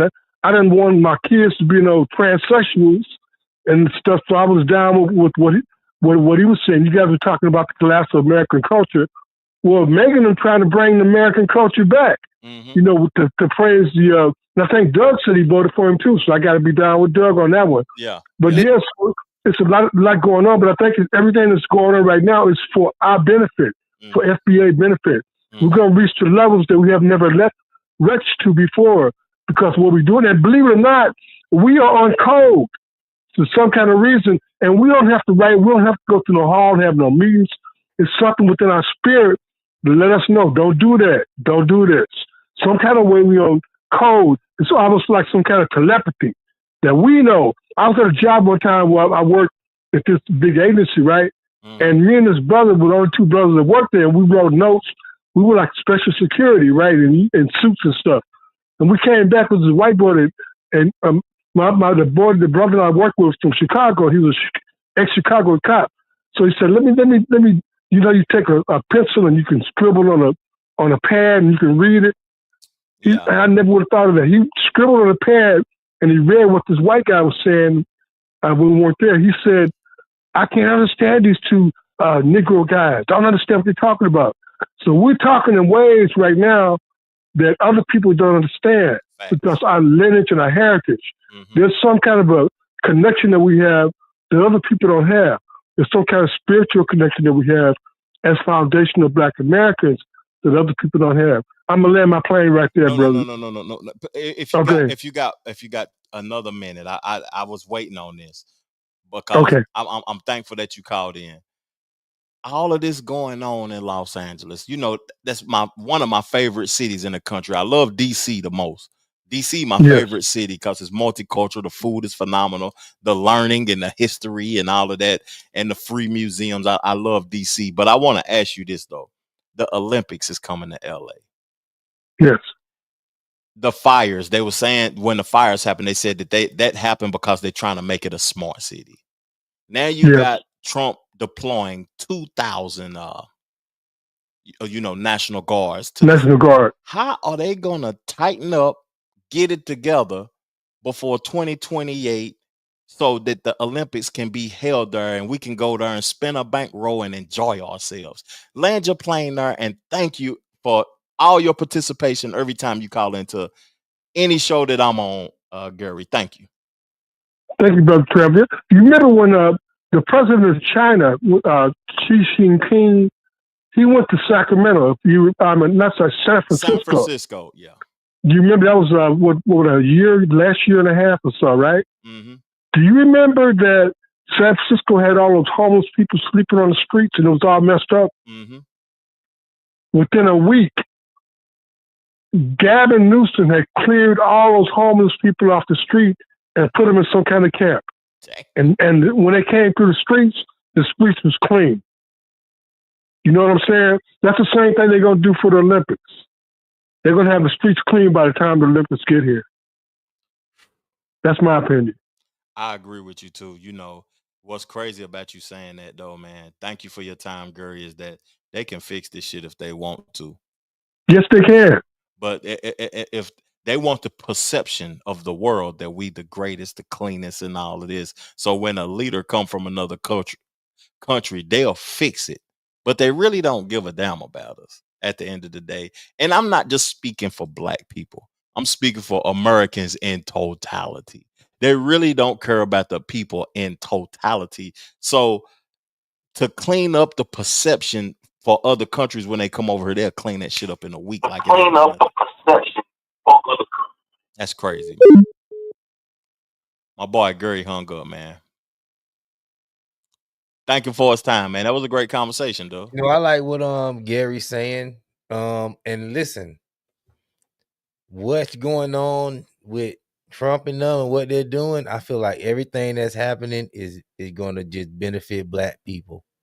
If they so happen to get all the illegal aliens out of here, criminals, then that's going to open up more opportunity for us.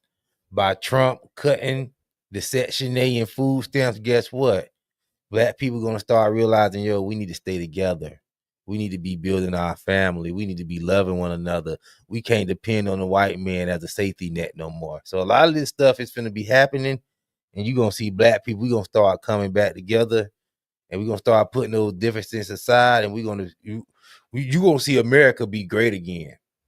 And I mean, listen, it always wasn't a time where we were great with black people, but it was a time where we were doing a lot more.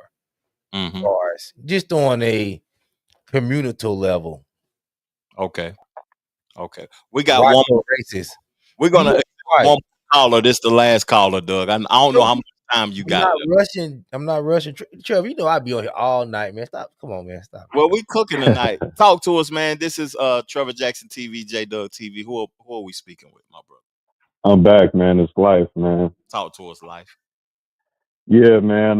Hey, I'm all for bringing the people together, man. I don't really want to have to deal with all this race stuff, man. You know, prior to really digging deeper than I was before COVID, around COVID, you know, I was mainly focusing on technology, man. And, you know, I see a lot of benefit in what's to come.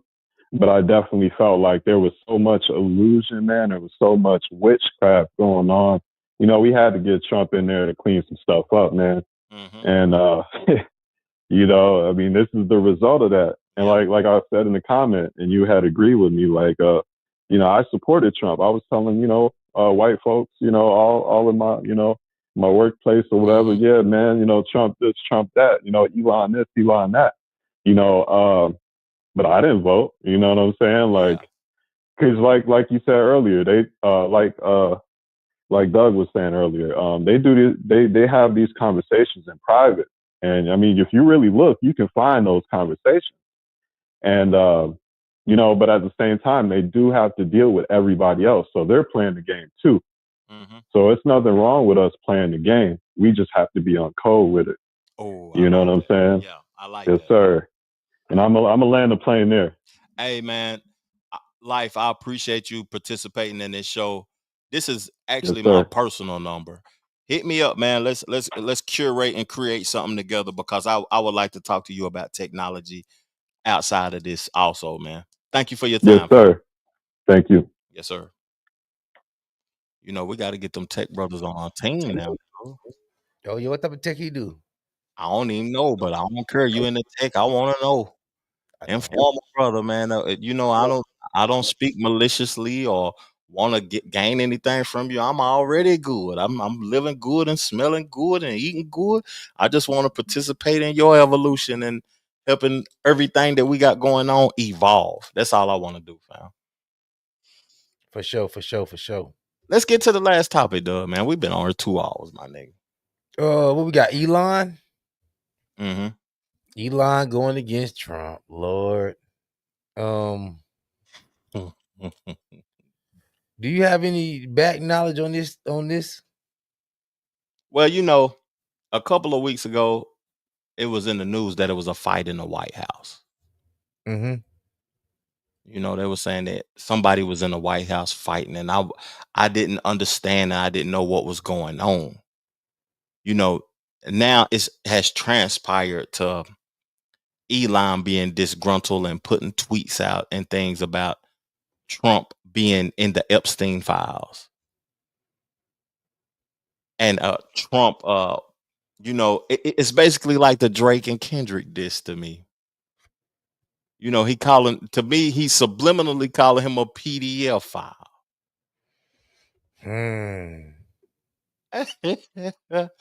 And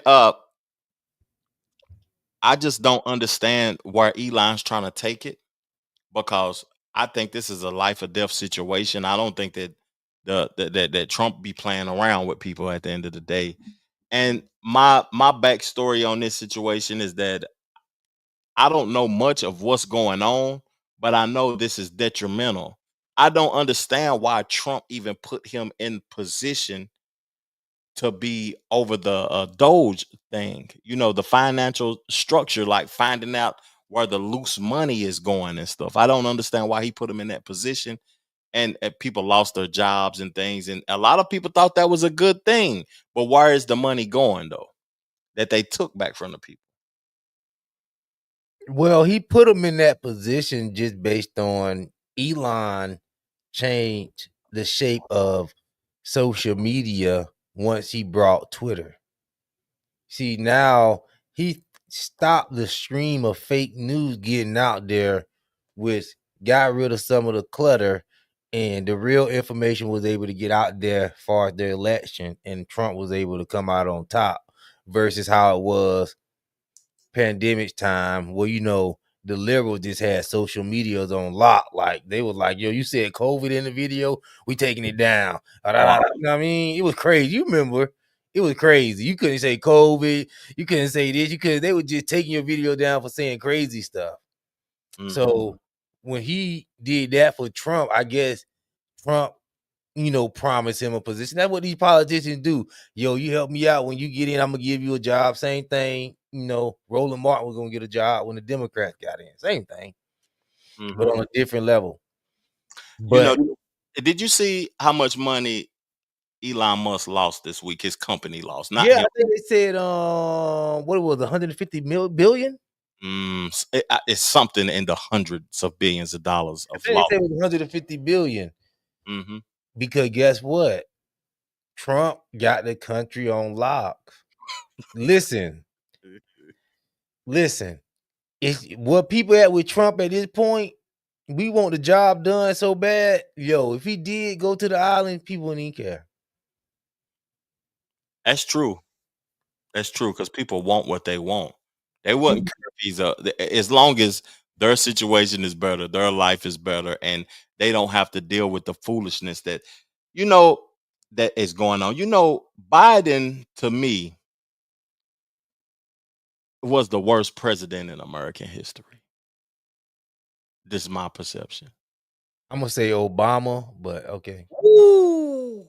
Hold up now. Hold up. Let me tell you why I think Biden. I need to know your perspective on that, because that's interesting. Because Obama, he did initiate some LGBTQ things. But to me, damn, that you done stumped me by saying Obama. But Biden, okay. When they were sending billions of dollars a month to Ukraine, and you got folks over here complaining about eggs, milk prices, reparations, interest rates so they can buy homes, cars, and all of that. Man. Then the migrants coming in by the millions, ruining our beautiful cities. They was ruining the most beautiful cities in the country to me. LA, Chicago, New York. I love those cities. I like to eat. You know, when I go to another city, Doug, just to eat with my wife in the fanciest restaurants in the city. I love that. But it's just interesting to me that Biden allowed all of that to happen. I think that's the reason why Kamala Harris lost. But I need to hear your take about Obama. I'm gonna mute my mic. Well, of course, like you said, Obama brought into the LGBT stuff. Obama, you know, he came out with the pimp game, swaggy, doing all this half talk, but he really didn't provide anything. And the reason why I would say Obama is worse than Biden, because let's be honest, we don't even know if Biden was functional. You know what I mean? He could have not even been all there. We seen he was like all timers. He was senile. Obama was healthy, young. He knew what he was doing, and he kept doing it. You know what I mean? That what made it worse to me. He said one thing to black people, and then he did another thing once he got in the office. Cause guess what? If Obama would have been coming out when he got running for president and talking about, yo, I'm finna be the first gay president. I'm finna paint the White House rainbow colors. If he would have been saying all that to black people when he was running, guess what? He wouldn't have got no vote. But what he was promising, oh, I'm promising hope. I'm changing. Come on, man.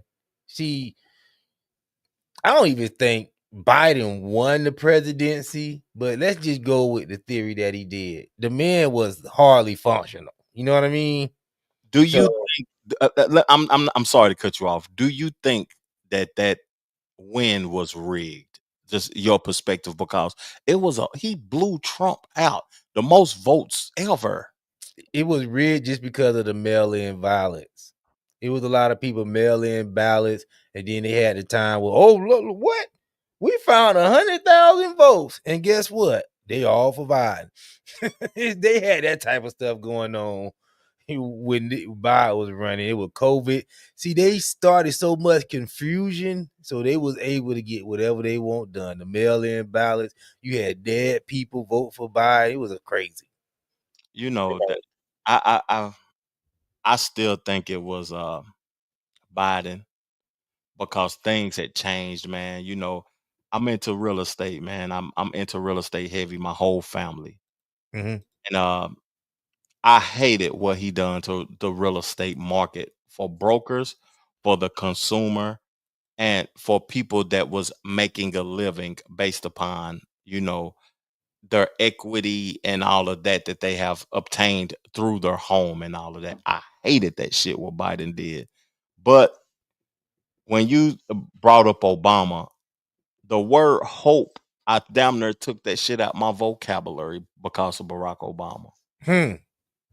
And how he prioritized the LGBTQ people over black people. He a goofy behind that. He will permanently be a educated goofy behind that. And he should have just came out and said that's what he was going to do. He shouldn't have came out on the look at my black family. We finna blackity up. But you know what I mean? That's why I say Obama is the worst, because I honestly feel like Obama knew what he was doing and he did it anyway. I don't believe Joe Biden was all the way there. To be honest. I agree with you. I agree with you on that. So I don't blame poor Joe. Joe was sleepy. That motherfucker was sleepy. That motherfucker sleepy as hell. They were dragging him out there. Hi guys. What? I got a question for you, because I want, let's end the show off on this, Doug. What made you not consider Kamala Harris to vote for her the most? That's an easy one. Number one, she was black. Allegedly black. I wasn't gonna vote for her just because base would be black. You got to stop that. You get ready to cause some controversy. Stop. No, this is what I'm saying. You got to stop that now. I was looking at a press conference the other day with Trump, and it was nothing but white people in the press conference. I felt so good. I said, Lord, look at, we finally finna get stuff done. You know what I mean? We ain't gotta come out there wearing no dashikis. We ain't gotta come out wearing about no electric slide, trying to make nobody feel included and all this foolishness. We can actually get work done and we gotta see some progress. So I was happy. I like my vote finally moved. I finally Now we can't even stop the show. but this is the main thing. I wasn't going to vote for Kamala Harris, number one, because I don't feel like a woman should be in leadership, not of that magnitude. It's nothing for her to do. We need a president in office to be tough. Did you see that president picture that Trump took? That's what we need in the office. We don't need nobody coming there bussy smiling like Obama. No, we don't need that. We need somebody looking at them like, yo, we finna handle business. Hold on. Ain't no smiling. You had to be jived. You had to be bored. You didn't vote for Kamala because she was a black woman, first of all? That's the first thing. Number one, I ain't vote for because she's a black woman. Number one, she don't got no kids. She don't got no black man. That means she ain't under no instructions. So if she was a black woman with a black man, that might have helped her. That might would have helped. No, I'm not voting for no woman, period. It's So no need to.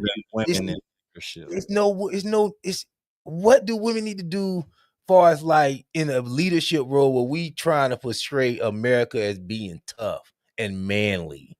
What do we need a woman in office for? What is a woman finna portray? What is a woman finna do? Having a female president is like having a female cop. I seen 2 female officers trying to take down one guy and couldn't do it. Like, so you don't believe in DEI? I mean, diversity. I mean, I don't know what that means, but this is what I'm saying. Women in leadership role where it's time to put up a unified front. You the leader of the military, of other men that possibly going to war. As a woman, you have to be honest with yourself as a woman. What are you? That's like saying, we need a kid as a president. What is a kid finna do? A kid is not finna show no type of authority to anybody. This same thing with a woman. I'm sorry, but that's just what it is. When you talk about world leaders, you talk about a woman, people will laugh at you. People don't really. I don't get it. You know, so if your woman, Doug wife, and I'm gonna speak my wife also. If she ran for the presidency and she won, she's confined to you of the decisions that she's making. That's out of order. That's just out of order to me. Okay. I'll go for the order: God over Christ, man over woman, woman over children. So if that got to be in that order, because when you put it out there, listen, women can do whatever they want to do, but I'm just telling you, most men, we not finna. It just don't make sense. Women want to do stuff just to do it. It's just like they say, yo, we should be able to play in the NBA. It's like, for what? What's the reason? They want to do it just to do it because they feel like it's a job that they haven't had, but it's not the job that the title is for the job. You do not fit the requirement or the qualification for the job. You believe in separating sex in sports? I don't believe a woman could look tough amongst anybody. It don't matter how you make her look. To me, if you're the commander-in-chief of the military, that's a tough job to me. So I don't see a woman as being tough. I don't see nobody looking at a woman leader and being like, yo, let me think twice. Should a woman fight in the military, Doug? No. Not to me. You taking out 25-30% of the military, fam. Do other countries let women fight in the military? Hell yeah. Do they let them fight or do they let them be in the military? Not all. They let them fight though. I mean, they can fight now because it ain't like we getting on there doing no hand-to-hand combat or nothing like that. Most of it gonna be nuclear missiles and whatever. But no, they should not be on the front line. I'm gonna tell you, I want to further the discussion too, though. I like your conversation because me and you are opposite at some things. We agree at a lot of things, and we don't speak maliciously towards each other. We agree and disagree, and just keep the conversation moving. Ain't nothing malice. No, but I want to hear what you think. Do you think a woman could be president? And what would that look like to you? I mean, realistically, like a woman being president. I'm talking about everything. I'm not talking about just like, yo, this my sister, this my mother. I want the best for them. Yeah, I want them to be. No, I mean, we all could feel that way for the women. I'm talking about actual women with their periods coming through in a skirt, ass looking fat. I'm talking about all stuff women got going. Oh, nah. This is what women got going, bro. I'm just saying all that included. Do you think a woman could really lead and be a representation of this country? You know, that's a hard one, man. Do you think Hillary Clinton? Oh shit! Hold on.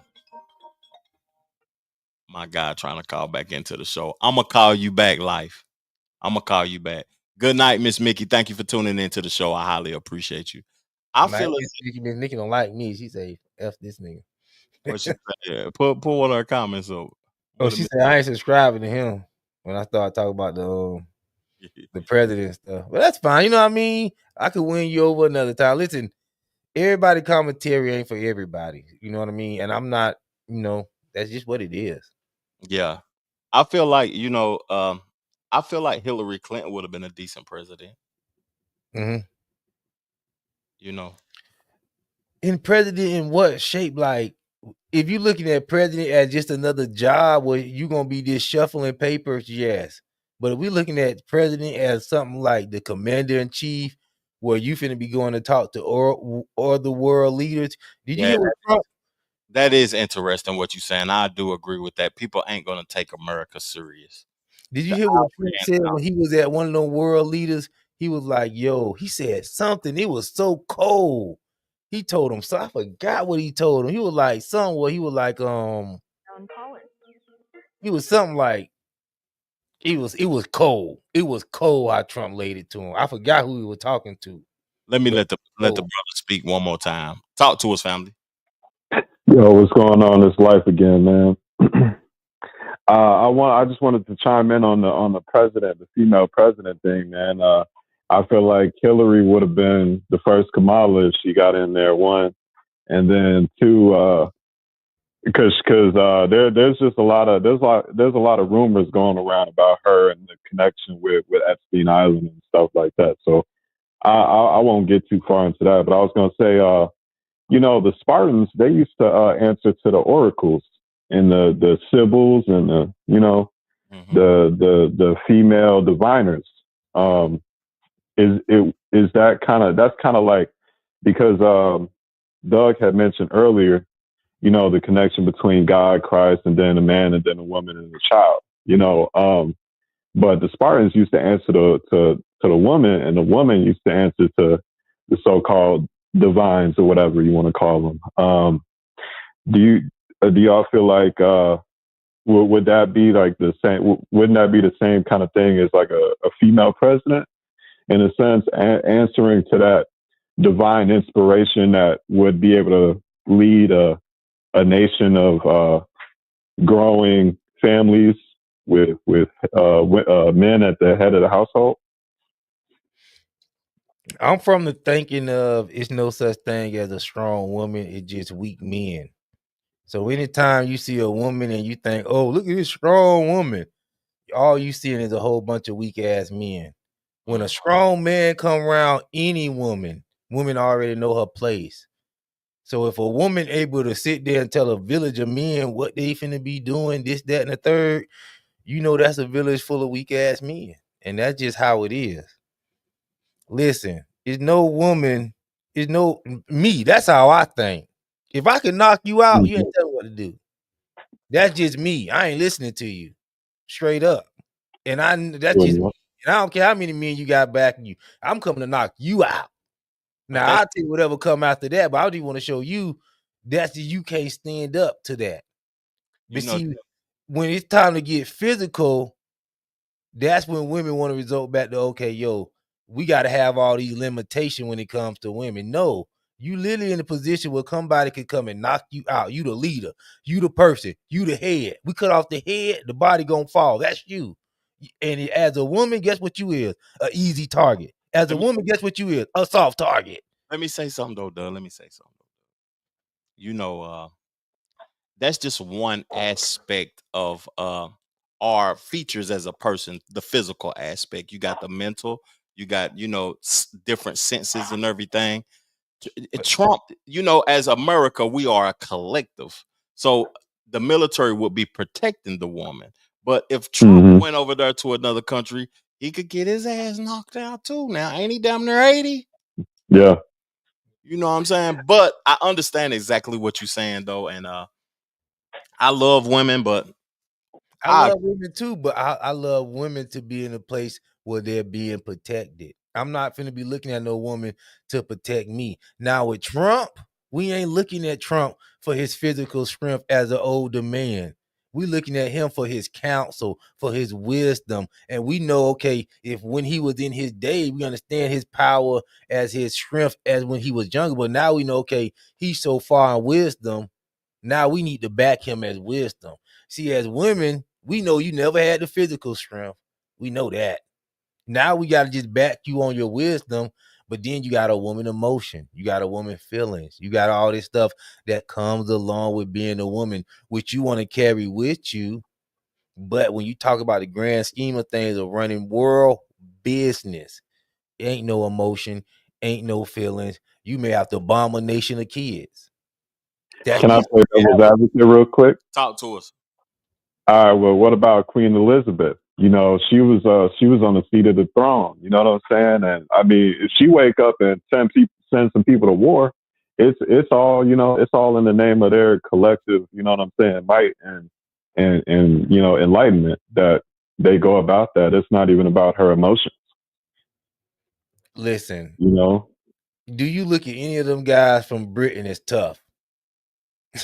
Are masculine. Well, it's not even about that because that's what I'm saying though. Just on the exterior, you can see these people, these men is not no masculine men. These men ain't no men that gonna be like, the queen, your days is over. Guess what? The queen brought her ass over to America. These American white men would have got her ass up out of there. Period. She wouldn't have made it to be no damn queen. Well, if she was, that's why I say you got a whole bunch of weak men. That's what you get. Them men in England. Here's the thing: if she would have came here like on some hype stuff, yeah, she would have got beat up. She could have been beat up by anybody, but she's not moving around like that. I'm just saying, the way American men think, they wouldn't have been showing no type of revere for her. It just wouldn't have been there because it wouldn't have been no respect. And she ain't showed nobody nothing. Are we saying that American men are savage? More savage than the ones over there in Britain? Yeah. Well, I mean, we got CEOs of corporate entities over here, and they're weak. You know what I'm saying? But nobody running around thinking about like, oh yeah, I'm gonna touch their gangster. Mark Zuckerberg. I mean, they went to the gym and stuff. Like Mark had put on a little gold chain, got him a little fade or something. And people are still talking to him like they just got to catch him at the right moment, but it's not gonna happen. It would probably be the same way if a woman was, on Queen Elizabeth type business. She has her family. Trump's got his family behind him. You know what I'm saying? They're not gonna let nothing happen to him. I understand what you're saying. Women just don't garner that respect from men on the level. You got a lot of men that get online, they pander, they say what women want to hear. But when you talk about the nuts and bolts, you know what I mean? A man want to follow a man that knows what it's going to take at the end. That's just the reality. We know effective measure. We know that. So it's nothing wrong with pretending and pandering. It's fine, it's cool. But America speaks. Most women don't want a woman president. That's a good. That's good. I would like to hear from women because I can't speak for women, but that's good. Right. I don't think that women want a woman president also though. But let's close this thing out, fam. We've been on for about 2 hours, and I want you to land your plane again. And thank you for your participation in this during this show, Life. Appreciate you. Anytime. Y'all take care. Stay dangerous, man. Most definitely. Yeah. Somebody does. So you got somebody turned up in the chat, Trevor. Trump is ignorant and dumb. This is the most ignorant crap. How can British men not be masculine when they're the ones that enslaved your black ass? Listen, you know that's a white person. That's a tough white person. He said, "I'm gonna say black ass, so I'm masculine." Listen, I'm not saying I'm just talking about I see British men. Come on now. Where you think all this like Louis Vuitton and all this stuff come from? Over there where y'all at. Men is over there worried about fashion, dressing. That's what men in Britain mostly. And they on fish and chips and sausage and Come on, bro. We know that. That's what I'm saying. Not saying that you ain't got. I'm pretty sure you got some tough people in Britain, but I'm just talking about you line up them Britain men. They don't look tough. Calvin Briggs. I was trying to close the show out. 30 seconds to call in and talk crazy. Please just talk crazy. I would like to hear from you. You know, we ain't no people that speak maliciously or mean individuals. We let everybody get their perspective off. Call in and talk crazy.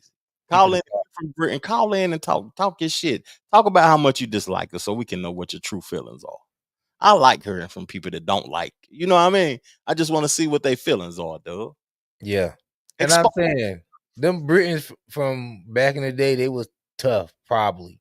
We have no knowledge of that either. But I'm just saying the way these Britain men look today. Yeah. But like I say, it is. That's all I'm saying. Maybe I'm not explaining this whole why women can't be a president. I guess it would just be a personal preference for me. That's just it. You know, Doug, I actually agree with you, but I'm trying to, you know what I'm trying to do as a content. Trying to see it. You trying to see it through. I'm trying to speak to the other side. You know, I wanna be able to say that a woman can be president. I want some women to call into the show. I want to be able to give them a chance, but at the end of the day, I agree with you. I can't even cap. Yeah, this world is about war, and you know, women just have their role in the world. The last thing I'm gonna say before we close out is that when Life first called in the conversation about FBAs, this was a great conversation around the hour mark. When he first called in and we started talking about how can we protect what we create if we start building communities, because it's feasible, it's possible. I know a way that it can be done. I just need a collective of 20 brothers that's standing with what's going on. And to me, to be honest with you, Doug, like they obtained their power through violence and fear. You know, we done said that multiple times on this show. The government and the white supremacists obtained their power through violence and fear. If they attain their power through that, then how can we have a woman lead us? Because she ain't gonna want to act violently just to maintain the power. She's gonna want to create diversity, equity, and inclusion and include everybody instead of just taking shit like how they do. And women acting violent is not really like violent. It's more like emotional rage. So nobody ain't gonna fall for that. And this one thing I was finna say too about black people. One thing, if we decide back to build and get ourselves back together as black people, I've been saying this for years, and I recommend this to us. One thing that's going to protect us from ever having like a Black Wall Street situation, or white people coming over here to looking and seeing what we doing, we need to start doing what we do quietly. Don't be trying to flash. Don't be trying to show white people, yo, I'm just as good as you. Look at what I got. Don't be trying to go. Just do your stuff quietly. Look at how the Asians do stuff. Asians don't go around. You ain't seeing Asians floating around. They got rim. They ain't got the speakers in the trunk. Everybody don't know they got a check. They get their money. They quiet. They ain't flashing. And I encourage all black people to do this. Just get your money. Keep it low key. Be chill. Don't be trying to show off in front of white people. Don't outshine the master. Get your money. And then when you come up, like my boy JD say, I got a love for war. I don't floss no more. I just sit on my money till I'm above the law. And that's what black people need to take. Salute. Yeah. Hey, what I say at the end of my shows, man, is peace, love, plenty, abundance. Make sure you go get you some money and I'm gone. What you say at the end of your shows, though, before we wrap? Man, J Baby, you could play crazy. Make sure you get a like in on the way out the door. Make sure you sub up to the channel on the way out the door. Trevor Jackson TV, J Doug TV. We'll see y'all next Sunday. Yo. We gone.